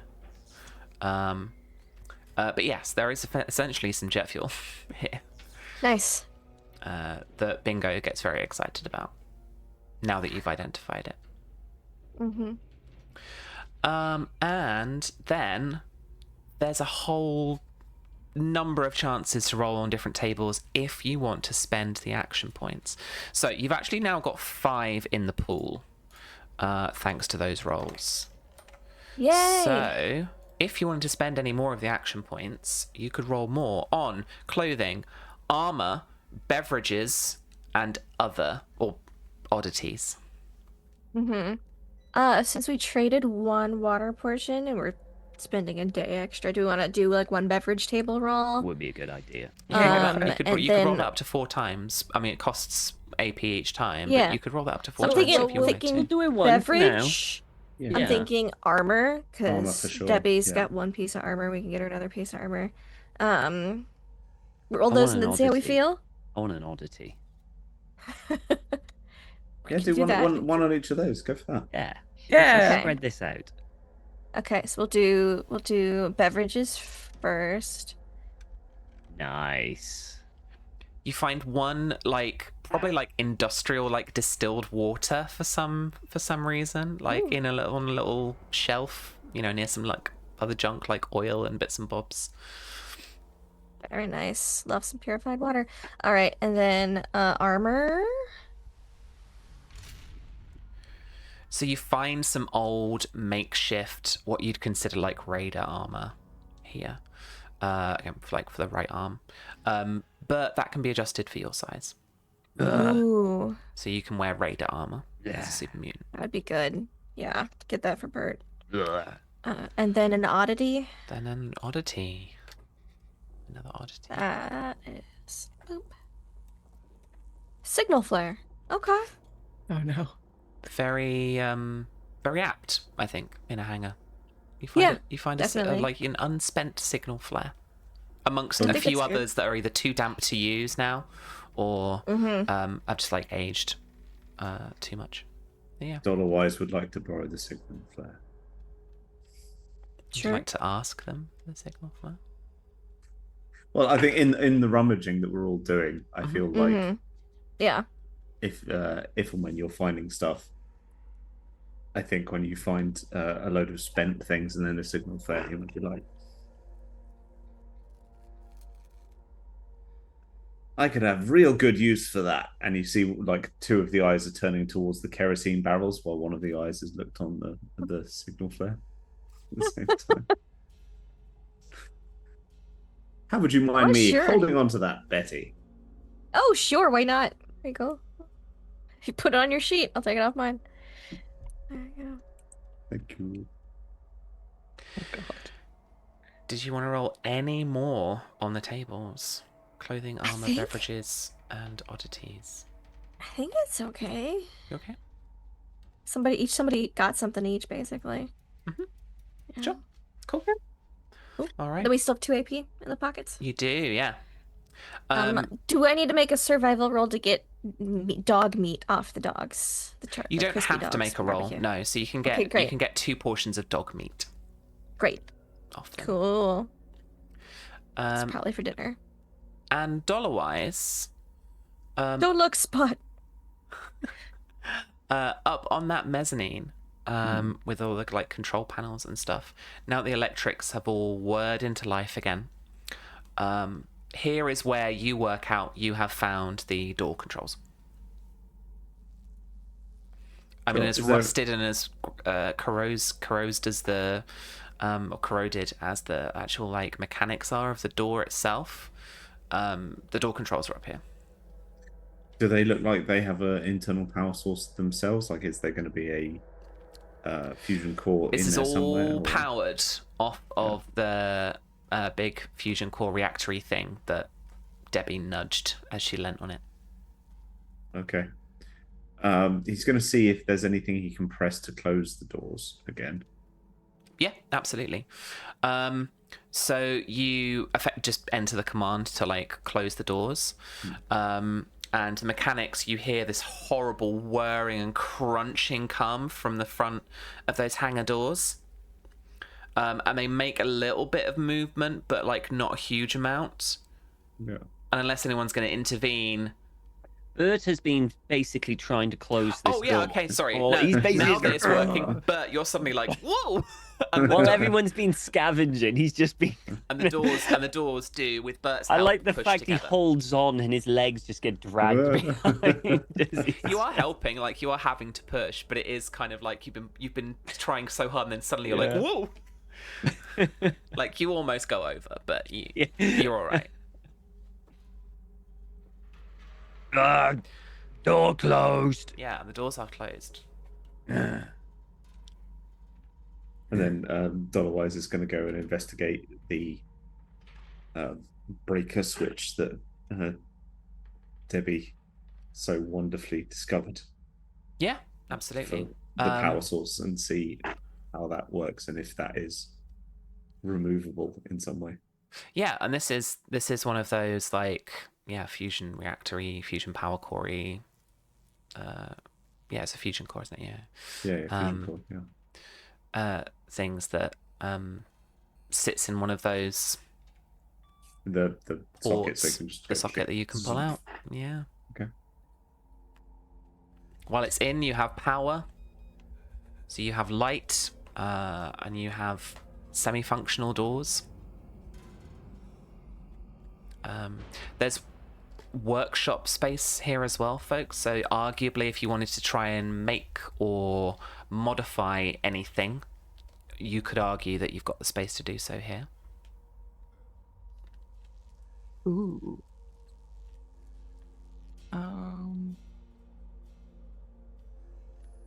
Looking at the rule book, looking at the.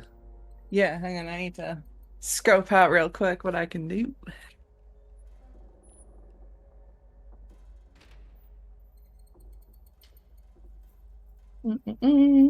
I think that's what Debbie's like. While everybody's like potting around and doing downtime, she's plotting how to tinker. Yeah. Okay. Nice.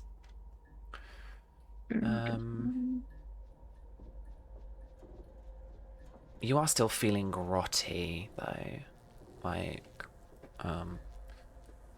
still very gassy. Yeah, it's partly she's just doesn't want to be around people right now. Yeah. Should probably take a Capri Sun right away though, right? Yeah. I do need to. Did you want to do that first, or did you want to do that? Like, yeah, I'll do that now before I forget. All right, cool. It's a diluted Radaway that you got from the trader. Mm-hmm. And there's another diluted Radaway, I think, on Betty's inventory.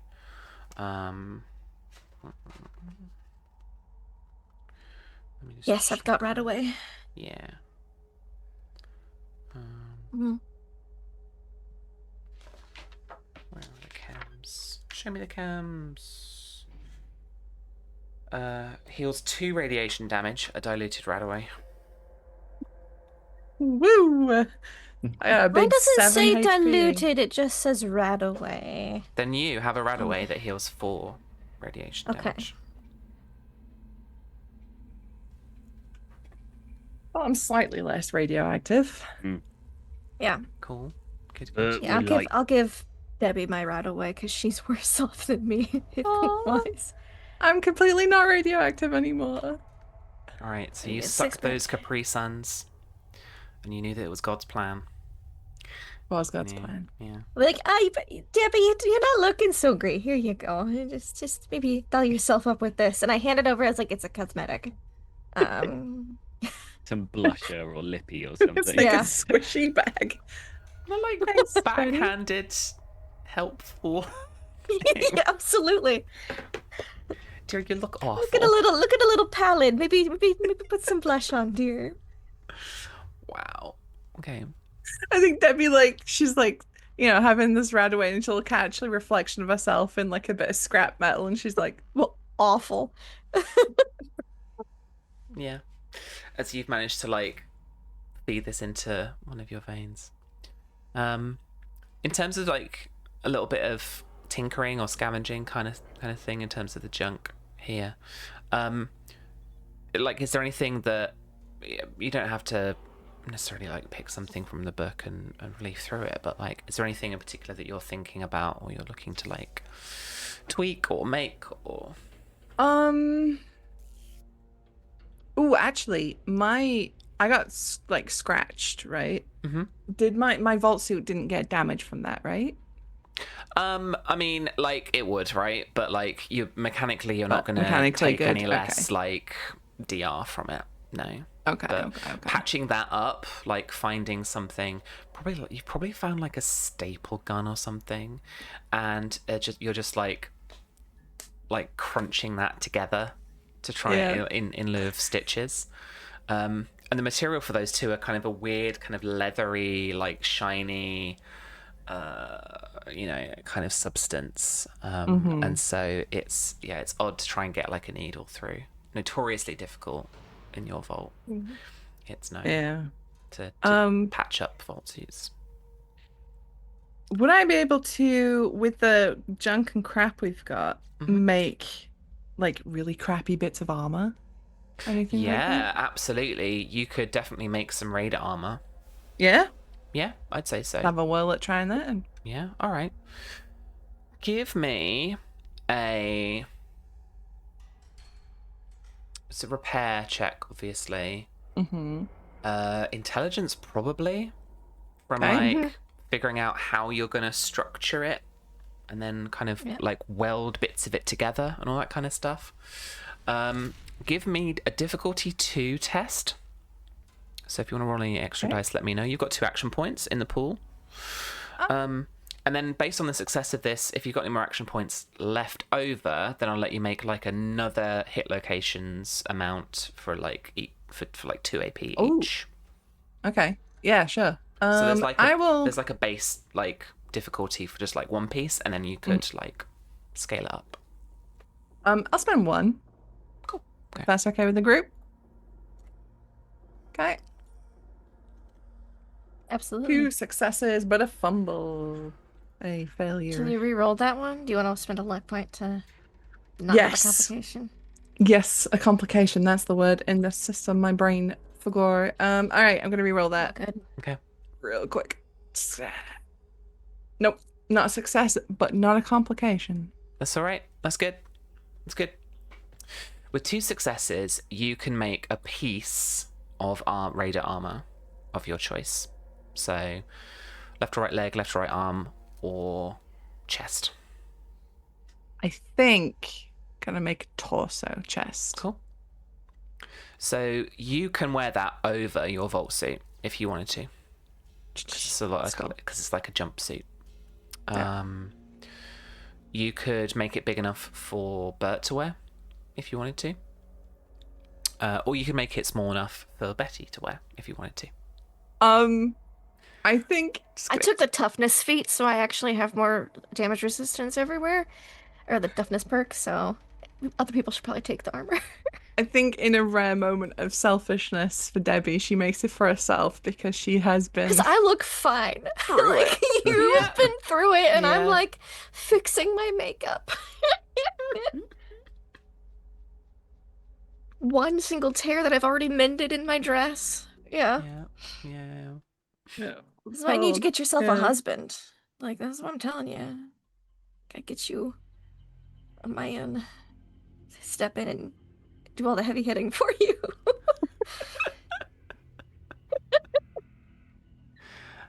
Cool. And you guys, also gather a bit of junk for like making camp and stuff later on. But you've automatically like got shelter here. You will have to bed down on your bedrolls and like on the concrete floor, which I can tell you from experience is not very comfy or warm.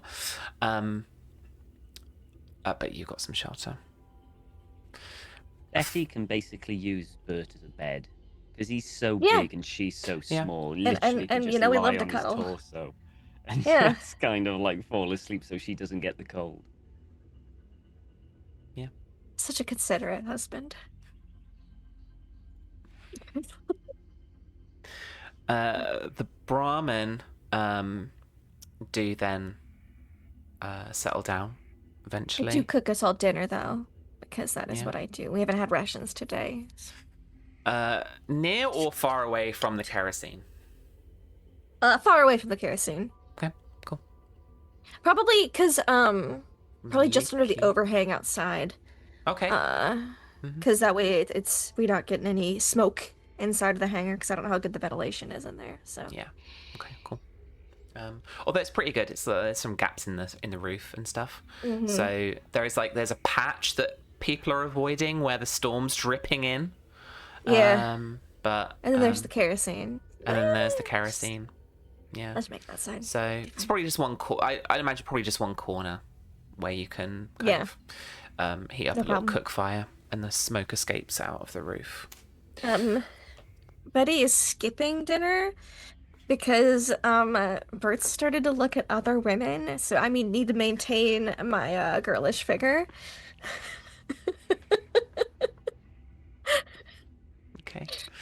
And you're cooking up the 2 The dog meat. meat. Yeah, the dog meat. Okay. Yeah, because that's Cool. what's gonna go bad first. Bert So. like curves. So that will be dog meat for Bert and dog meat for Debbie. Yeah. Mhm.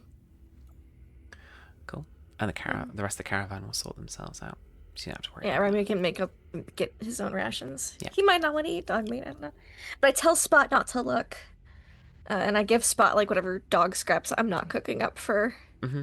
Because I'm sure there's bits that Bert and The Debbie like aren't getting. fatty bits and Yeah, stuff I like can that. chew on the bones. Yeah. And Yeah. Cool. Okay. it's like a little disposal. And I tell myself it's not cannibalism. I say, as I totally think it's cannibalism that our dog is eating other dogs. But it's fine. Cool. All right. Desperate times. Desperate times. Desperate times. Bert, what else are you up to?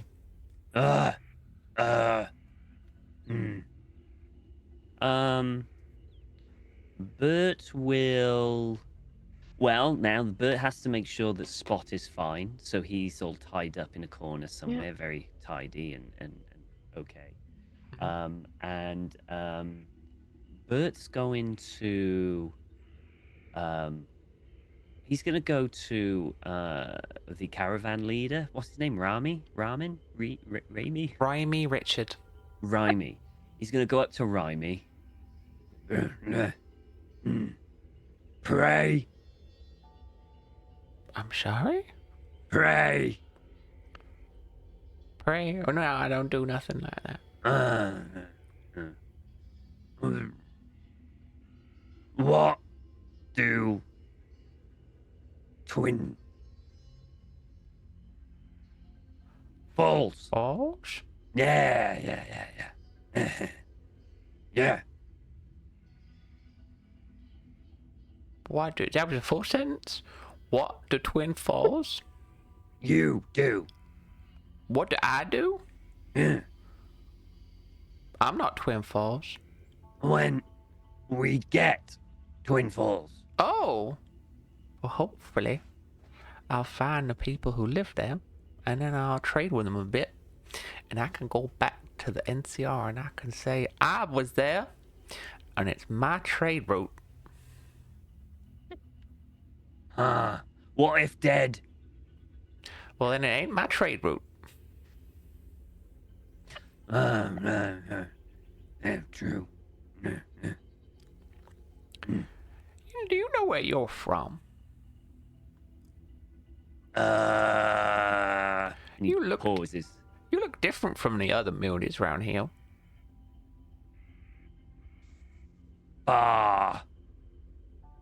Far? Oh, Other way. other way.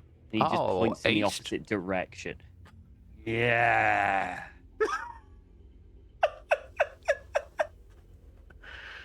Oh, well, okay. Yeah. I didn't know there were. That's the point. super Would mutants all the way over Bert have there. met any other super mutants further west that are different? Yeah, you might have. Okay. You're an East Coast mutant? I'm an East Super Coast mutant. mutant, made slightly Yeah. differently. Mm-hmm. Okay. What? Oh, there's more. Huh? Nothing. You take your time, big man. Mm-hmm. Mm. No. And he walks off. Okay then. And he just just drinks this other fucking bit. Yeah, and he walks off and he's gonna head to Debbie. Whatever Debbie's doing. I think she's just putting the finishing touches on a little chest plate. Oh. What do? Oh, I'm making myself a little bit of armor, because every time we've met something or something in the past few days, I've been hurt and it hurts and I don't like it. You puny human. I mean, human. No, I think you're right. I think I'm Well- puny. Man. Wife doesn't like puny. Right. Okay. Well, I mean, don't use it to describe Betty then. Betty, wife. Yes. Betty Yeah. is But other like you shouldn't use puny. Just human. I mean, yeah, that would be the polite thing. Because some people might take it as an insult if you call them puny, because it means like they're small and they're weak, and there's this whole thing where people don't like being reminded that they're not as strong as someone like you, Bert. So, okay, sorry, and she sees like Bert's like dial up going on. Okay, puny, mean, Oh, hurts insides. human mean? No. Right, right, right. Human good? Human. Mm, Right, right, it's just what we are. right. Um, do you know this one? You could call Betty, and she'd really like it. Oh, Beautiful. b- You. beautiful. There you go. Uh, She'll like that one. Back later for prayer. Uh, All right. Betty! Oh yes, darling, as I finish plating your dinner. And he'll just go up to you. There you go.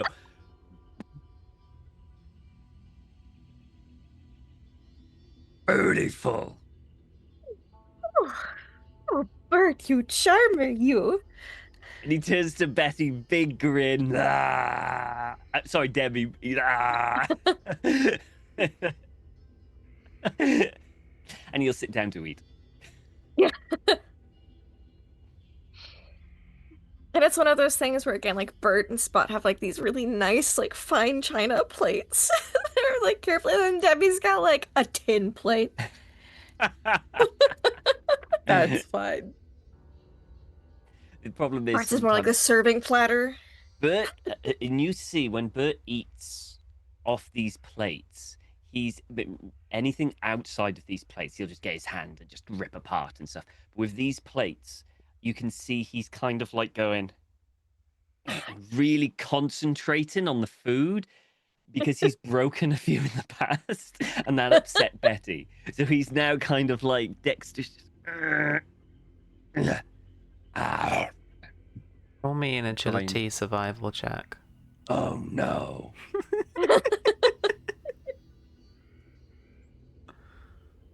Oh, hang on, let me change that. What's my agility? Oh, it's not the worst thing in the world. Ah! Success but complication. Yeah. Okay, so you do manage to like eat carefully off of one of these plates. In your pride and in your success, however, as you stand up to let out a little belch and a little grin to the rest of the group, you step on the corner of the china plate and a crack runs through it now. He gets up, he goes, yeah, oh no. Betty, he's not broken it, but Okay. there's a crack running through it now that for sure makes yeah. it a lot more Right, delicate. Jill. I'll just wrap it up a little more carefully. Yep. Yep. We've We've got some junk here. Maybe there's some super glue. I can just reinforce it a little bit. Yeah, if you want to roll repair for me. I'll take it over to Debbie and ask Debbie if she has some super glue. Got some Wonder Glue, Debbie?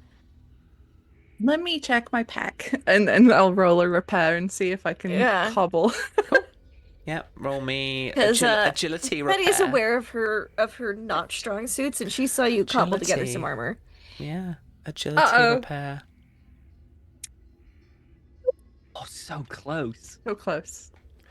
So you do have a little bit of Wonder Glue, but it's not very effective in that you're not sure if it's actually like seeped into the crack, if it's helped, if like So now, Betty, you have a beautiful china plate with a crack in it and a thin veneer of super glue, wonder glue. You know, I'm gonna assume it's fixed. And I'll be like, oh, thank you so much, Debbie. It's, just keep your eyes out for more China maybe in the future. We seem to go through it a lot. And I'm just gonna put it back. Bird is Package it all looking away. very sheepish and very guilty in the corner. He's like, So, dollar-wise, what the hell are you doing with a signal flare and some kerosene? God. Well, I mean, he's going to try decanting as much of the kerosene as he possibly can with a pincer at long range, because obviously Yay, jet fuel. he flies on a burner, so that's not great. But he's going to try and decant it into any kind of receptacle that he can get, because effectively this can be distilled or used as more flamer fuel for him. Yes, this is great. Okay, cool. So roll repair and I'm going to say agility again for this one for me. This is going to be difficulty 2, and I'm going to spend an AP to up it to difficulty 3, as our friend Bingo is hovering around behind you, annoyingly close. Just like, when someone's like constantly asking you little questions about what you're doing, because he's just so into like, we gotta get this fuel, we gotta clear the kerosene, clear the decks, and he's like yelling at people and asking you like whether you've handled it before. How good is your pincer? Is it lubricated? Like he's really cautious but really keen about you getting the kerosene out for him. I would like to slightly change the order of things then, if he's doing that. Before trying to futz with the kerosene, Dollarwise is going to suggest that he take a look at the back of Bingo Fuel and see if there's a way they can refuel Bingo Fuel. There is a way that like you both of you have the same like fuel injector. Dollarwise knows he wants to futz with the back of Bingo Fuel and basically put a funnel in the back of him, which could easily support the girth of a signal flare if needed.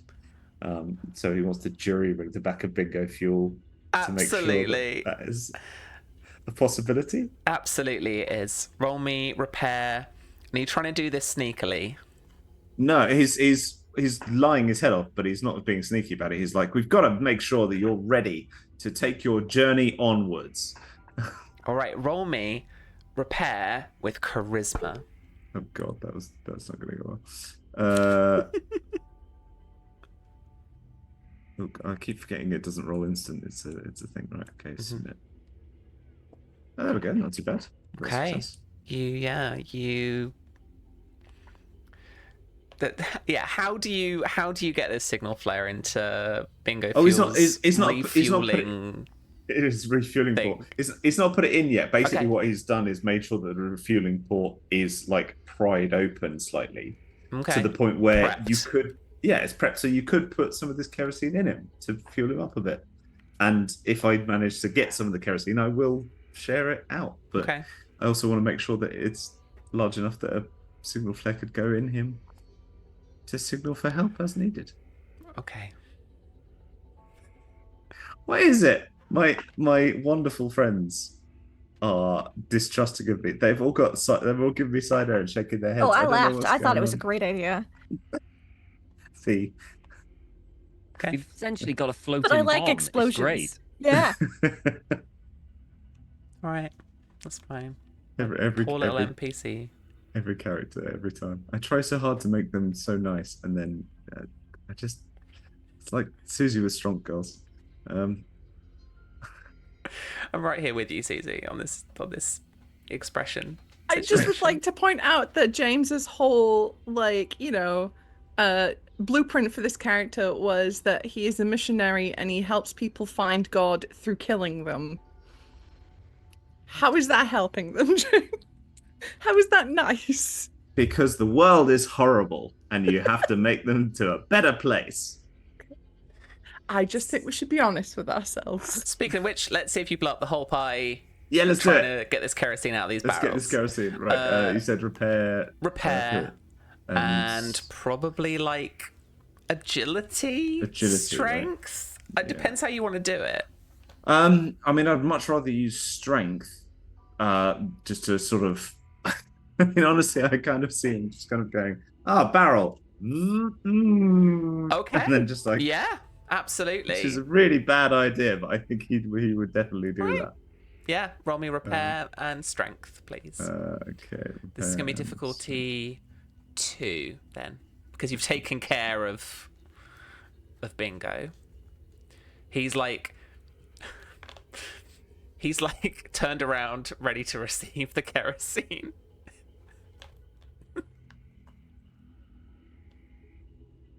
There we go. That's nice. A crit there for 2 successes. So you managed to get a bunch of kerosene. Let me check on my ammunition table, malarkey. No, I need to look at the book again, gang. Yeah. What's the ammo bit? There's an ammo bit. Signal flares. Roll me 6 combat dice. Okay, If you want to roll a 7th, you can spend an action point. How many we got, gang? Are we all right? You got 1 action point left in the pool. 1 action. Did I get one for that crit, or is that something else? No, so you got 2 successes. You needed 2 successes. Right. Okay. Cool. And when it's a tagged thing, do I get anything else for that, or is that just? Nope. No. Okay. So combat dice roll. There we go. 6, you said. Mm-hmm. Yeah. There we go.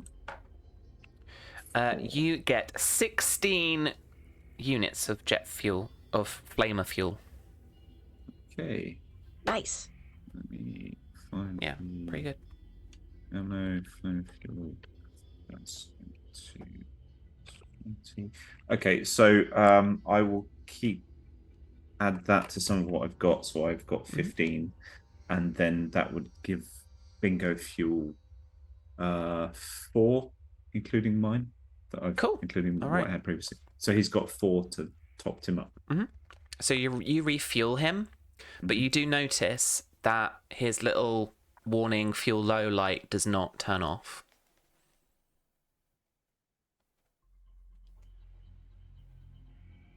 Put a bit of masking tape over it. Bit of gaffer tape going on there, it's fine. It's basically got the check engine light on, isn't he? Yeah.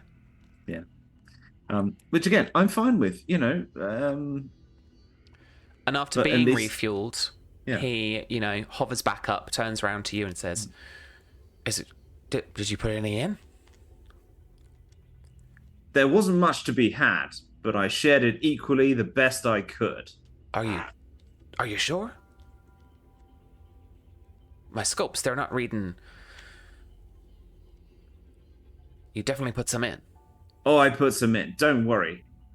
Anytime you need to go, you'll go with a bang. Okay. And he, hovers off.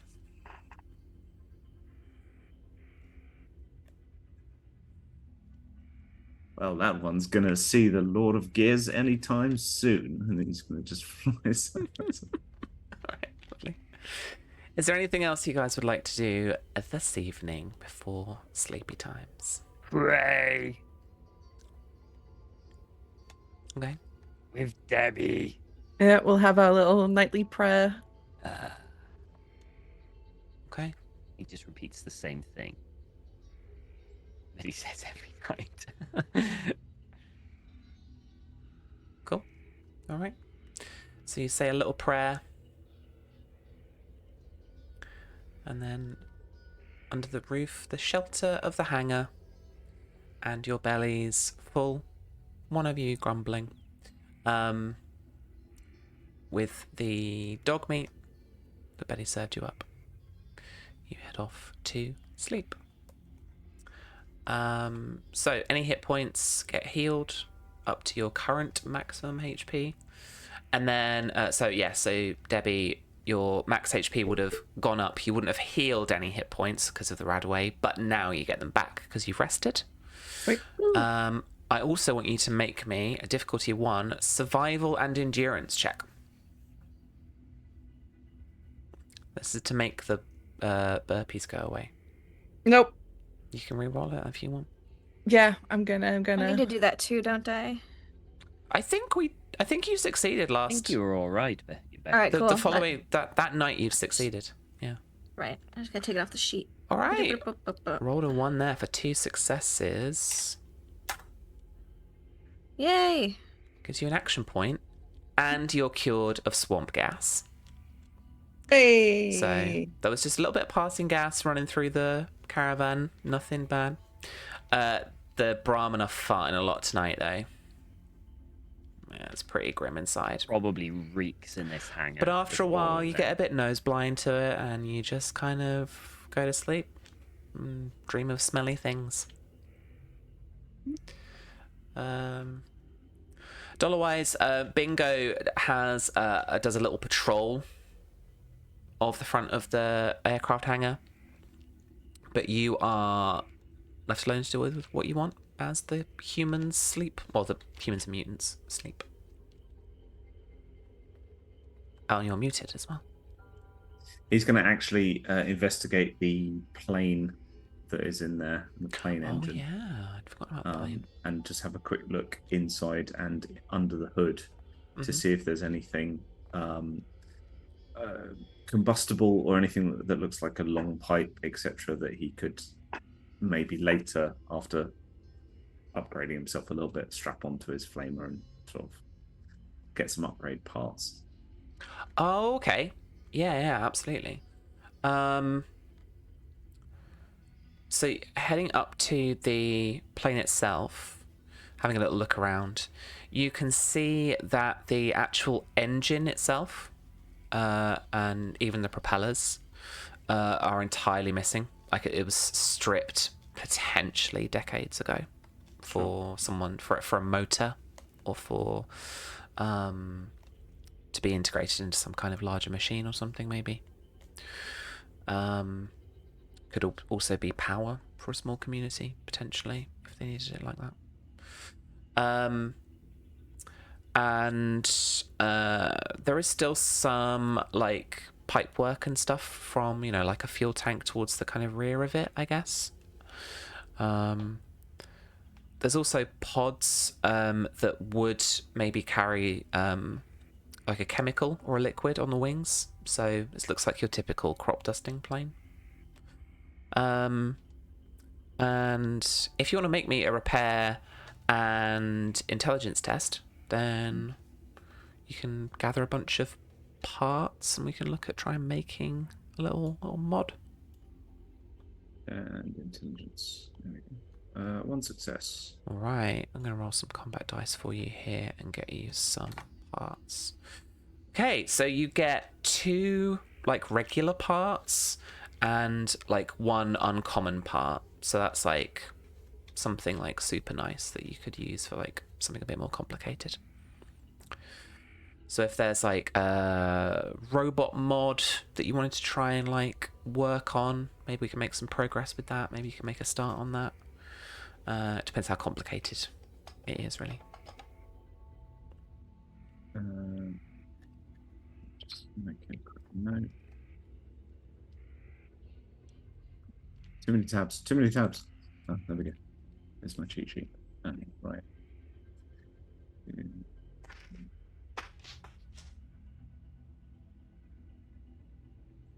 I'll stop fiddling with the thing I was fiddling with because it fell on the floor.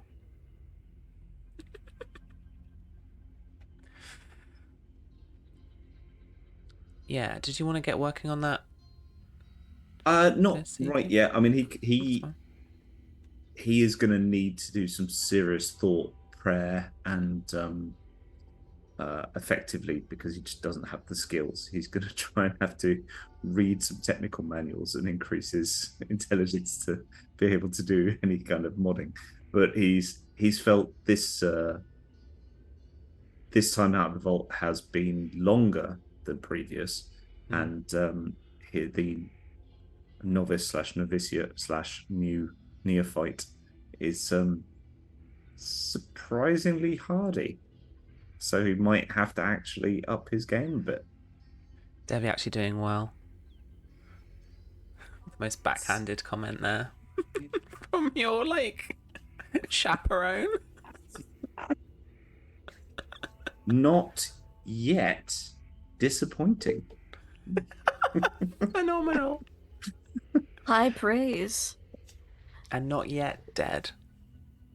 Mainly. Which, I mean, it's a lot easier to disappoint than to die. So, you know. Oh, wow. Wait, if we wandered back into 40k. You've brought that energy with you. Yeah. 100%. Well, you know. And Tom were talking, and I've got to bring the commissar and a bit of the. Sam wants me to bring the tech Magos, so Yeah, exactly. I'm glad I'm not the only one that's getting harassed by a kitten. Oh, always. She's Velcro, but I love her. Oh. Okay, well, you go to sleep in the hangar that is the Magic Valley Airport. You awaken to the Brahmin kind of shifting uncontrollably and scuffling around in the hangar, trying to find anything to nibble on. One really dumb one is licking a bit of the kerosene off the floor. Oh. Probably. But yeah. You can head back up to Rested, your regular Rested thing. Yay. The living people. And then let me just have a little look. In terms of thirst, you need to go down a grade, and hunger is still at sated. So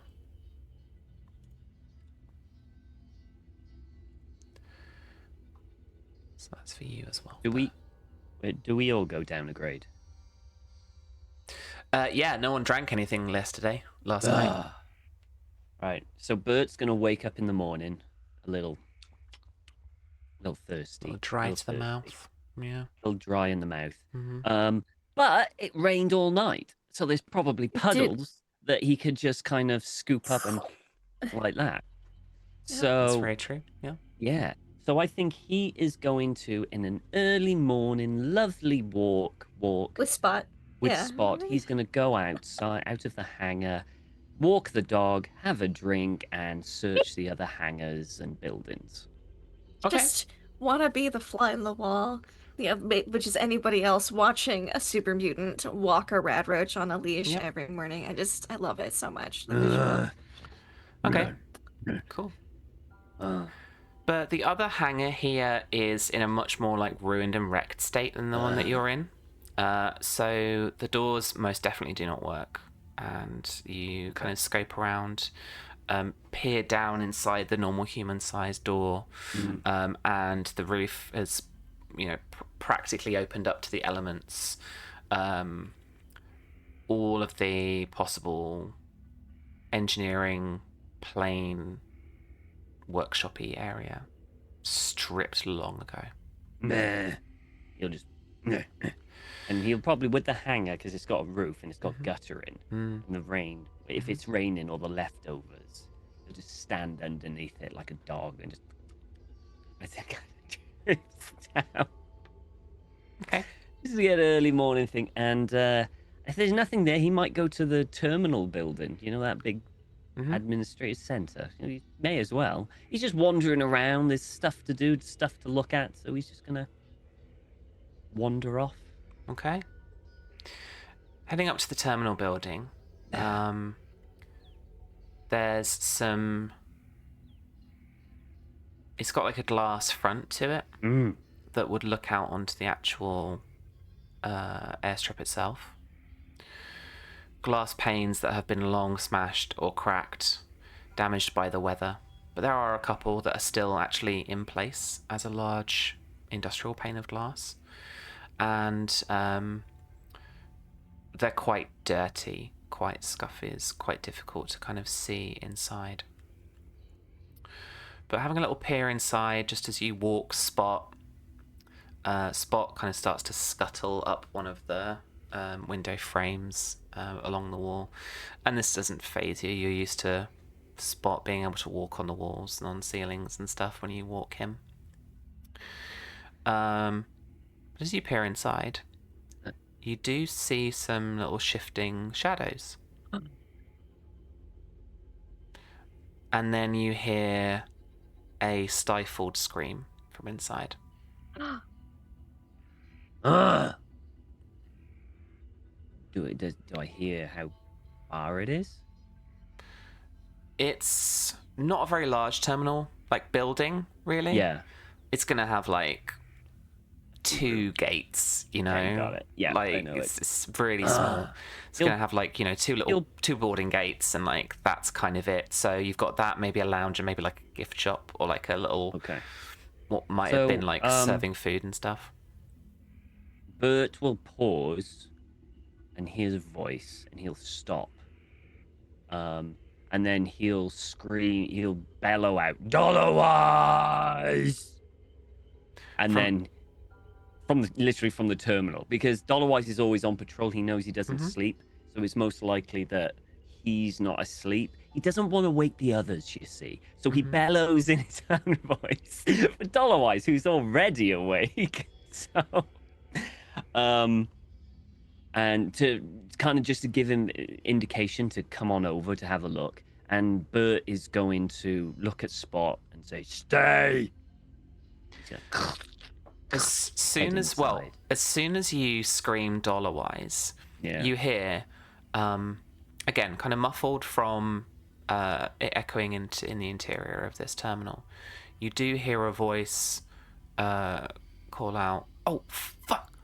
And you hear another voice in a more hushed tone say, "Get him out quick." Hello? There is no reply to that.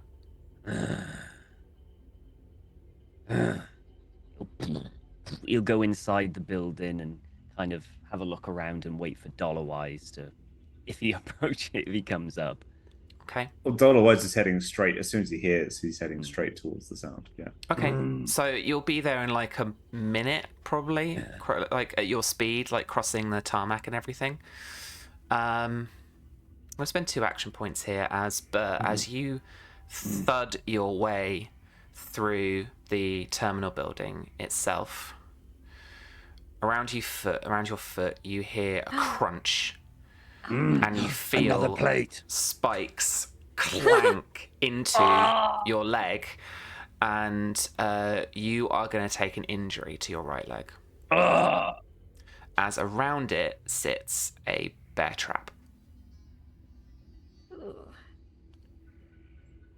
Rusted, and your calf is bleeding. So is it bleeding, the thing I got? No, so you basically using this right leg is going to be more difficult. Okay. He's going to grab hold of the bear trap and just tear it open. All right. So roll me strength and unarmed. Okay. I'm gonna. Do I have a thing at the moment? Are you gonna give me a difficulty? It's gonna be difficulty 3. 3. It's a bear trap. I'm gonna want 2 action points.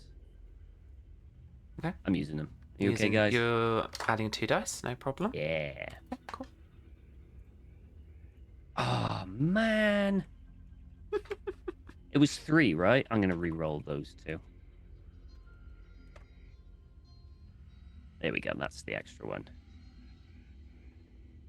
I got 4. Sorry, 3. 3. You got 3. You got 4 successes from that. Did I need 4 successes? You needed 3. Oh, apologies. Forget that originally- then. I Okay. miscount because I was counting the ticks, not the successes, the number. Yeah, you got a crit in. One of those dices Got got you 2 successes. Okay. Dices? Okay. One of those die. This- One of But those needed dice. 2. Yeah. Yeah. Numbers Oh, no, aren't that's our thing one. tonight. It's not. It's more vibes based. And the vibe is good. So you with a scream and with a little bit of a roar, you pull apart this bear trap, freeing your leg and just able to hold it as you pull away, like step back a little bit, and then clink. As you let it go, it clasps into that like chunky teethy Right. little clasp in the air. Bert's going to be a lot more focused now on traps on the floor, so he's going to be looking for it. And Bert's going to Dollarwise! And Dolores, Get you're trapped! just coming up behind him now, just hovering. You go straight through one of the windows, I imagine. One of the like broken open windows, and you hover straight through. And it's at that moment the two of you see a couple of human-shaped like silhouettes on the other side of the building rush past, and they're obscured by a couple of internal rooms that make up the terminal building. But you see a couple of silhouettes run. But you caterwauled. What? What? Oh, huh? And he's just going to sit there hovering next to Bert and say nothing. Humans. Oh. Well, let's go forth and introduce ourselves. He's just going to move towards the humans. Trap. Careful. Okay. Not realizing he's hovering. Yeah. It Dollarwise specifically hovers just directly straight over the bed. Dollarwise, you head towards where you saw those silhouettes run past run towards the left hand side, but you head towards where you saw the silhouettes. And now in the kind of more slightly open bit of the terminal that you're in, kind of gone past the gates, you're in the kind of like entranceway reception bit where cars would have actually pulled up and then people come in. You don't see anyone at least alive. But over to your right hand side, you see a very recently dead person who's effectively been mutilated, parts of them lopped off, but their remaining leg and what's left of their upper body trapped in one of these bear traps as well.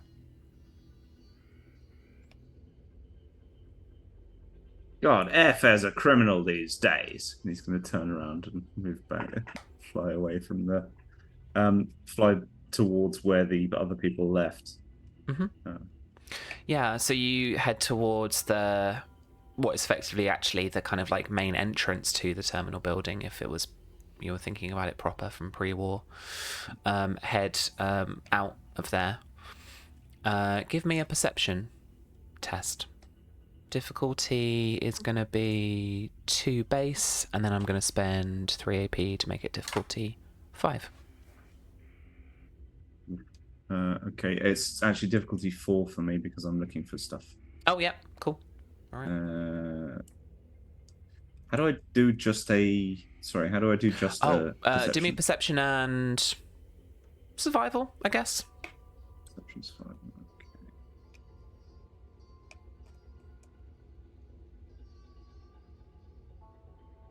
Oof, just 1. Okay. Me assist. Okay. Ugh. Oh, 1 sec. I need to click me. Dollarwise, he's saying this out loud. Yes. That's canon now, Tom. Whenever you do the voice and you're talking about your stats, it's canon. Crit. He says that for no reason. All right, with 3 successes, you can see the tracks underneath you. Can I use, if I use luck, do I Mhm. have to re-roll both dice, or can No. I just re-roll one? You could re-roll the 14. Okay. Well, I'll use If you both my click luck. the top left of your sheet, there's a little d20 button. And I think you can just say, I want to roll 1 dice with these stats, I think.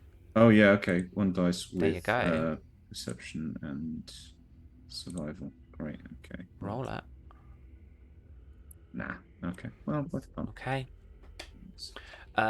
You can see there are some very scuffed tracks left in the dust underneath you.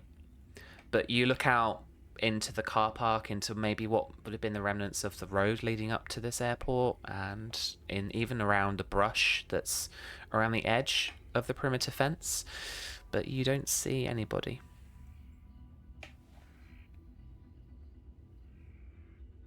Yeah, all his eyes are going to swivel around. He's going to say, "Well, Bert, looks like it's just you, me, and a dead body. Fun times. Let's go have a look." And he's going to turn around and head back into the terminal. I think that is where we will pause and leave it for tonight's session. Thank you, everyone, as more of the Idaho wasteland slowly gets revealed little by little to you. I'm sure you've probably already got some ideas about what might be going on at this point. Or not. Okay, cool. Great. Love that. Sweet. Thank you very much for playing. It's always fun just to like riff in the little like Fallout universe. Fixing China plates with Wonder Glue. That's what I'm here for. That's the vibes I'm here for. And Bert talking out loud about his character sheet. Yeah, it's good times. Speaking of good times, these fine folks are around the internet doing all sorts of stuff. So, Lindy, tell us about your other game so that we can watch it. Hello, 'tis I, Lindy, Laugh Love Lindy. You can find me online as such. Tomorrow night I actually have a bi-weekly Ghost of Saltmarsh game, and I won't be driving home from Texas, so we can actually have it this Tuesday because we had a miss last session. So, um, they murdered a doppelganger last session who was causing some big interpersonal relationship issues for one of the party members for years. So that was really nice.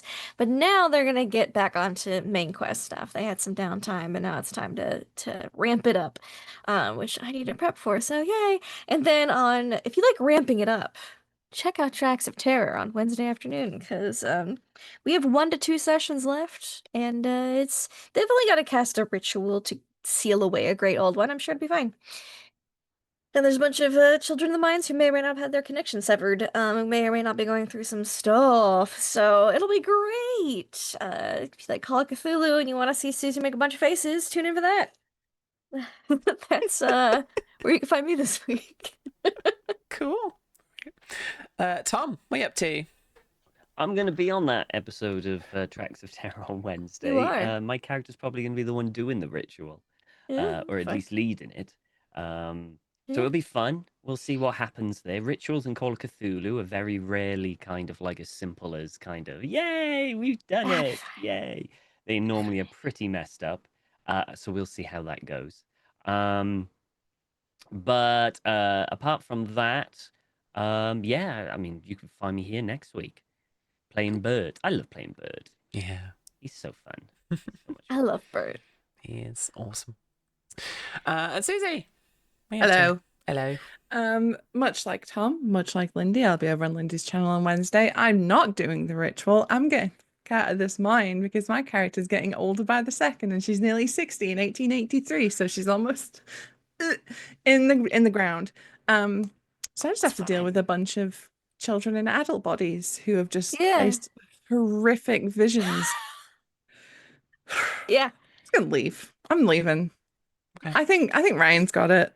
Kitty's gonna be 40 by the time she comes out of this mine, but I mean she wasn't really doing anything with her age anyway, so that's fine. It's whatever. I'm out.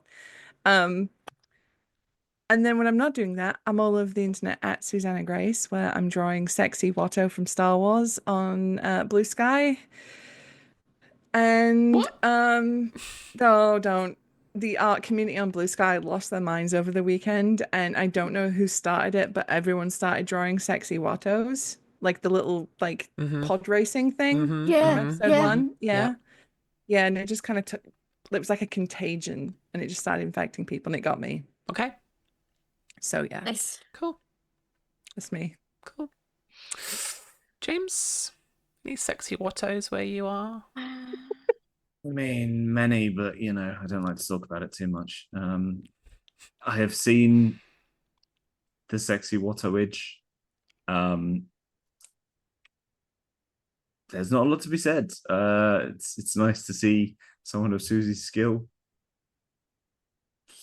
just do sexy Watto all over the internet. It's fun. I feel like you could also track Susie's mental process by going, "Oh, you're going to make me do it," then seeing the picture of it happen, and then afterwards seeing the little tweet which says, "Oh, I've got such regrets." It was like somehow you got very drunk over the internet without actually drinking anything, and then woke up going, "Oh, what did I do last night?" Like, pull the pen that had stuck to your face off, and pull the drawing pad off, and went, "Oh God." But yeah, it's totally worth it, and it's always nice to see the mental decline of all of my friends. But apart from that, we are working on various bits and pieces for the spy game, which is coming up soon. I'm sure Sam, you'll talk about that a little bit more as well.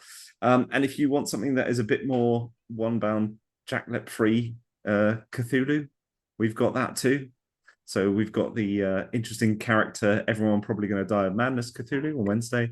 And then we've got the, I'll drink a bottle of whiskey, I'll drink some rum and everything will be fine from Curse Captains of Cthulhu anytime you want on Drive-Thru RPG. So check that out. Yeah. And yeah, as James mentioned, we are prepping for an expansion book to the spy game. We're going to kickstart that very soon. So if you want to hear about that, please, I would love you to follow it, the campaign, and then eventually back it, obviously, as Morello is somehow stealing all the limelight here for us. But it's Black Cats Gaming. She knows what she's about. So yeah, you can follow us around the internet for news on that. Just follow us on our socials, which I'm sure will be tagged here, and you probably know where we are anyway, and we're going to shout about it when it happens. So in the next couple of months we'll be doing that. Very, very, very exciting. So I'm writing bits, prepping the Kickstarter, doing all sorts of cool stuff, and Susie illustrating it, and James producing, and me writing and producing, and blah, blah, blah, that kind of stuff. So yeah, all good stuff. I've got a raid on Telling Tales RPG. They're playing some Call of Cthulhu like you guys all do, so we're gonna send over to them in just a second. But we will be back next week, I think, with maybe a slightly reduced cast depending on what is going on. If there's that, then we might do a little bit of, we might continue maybe with one character just kind of riding along for the ride, or might do some little like flashbacky style episode things. Yeah, it's all good. So yeah, say hi to Telling Tales RPG for us, give them a nice juicy fruits from us, and we'll see you next week, hopefully. Until then, folks, take care. Bye bye.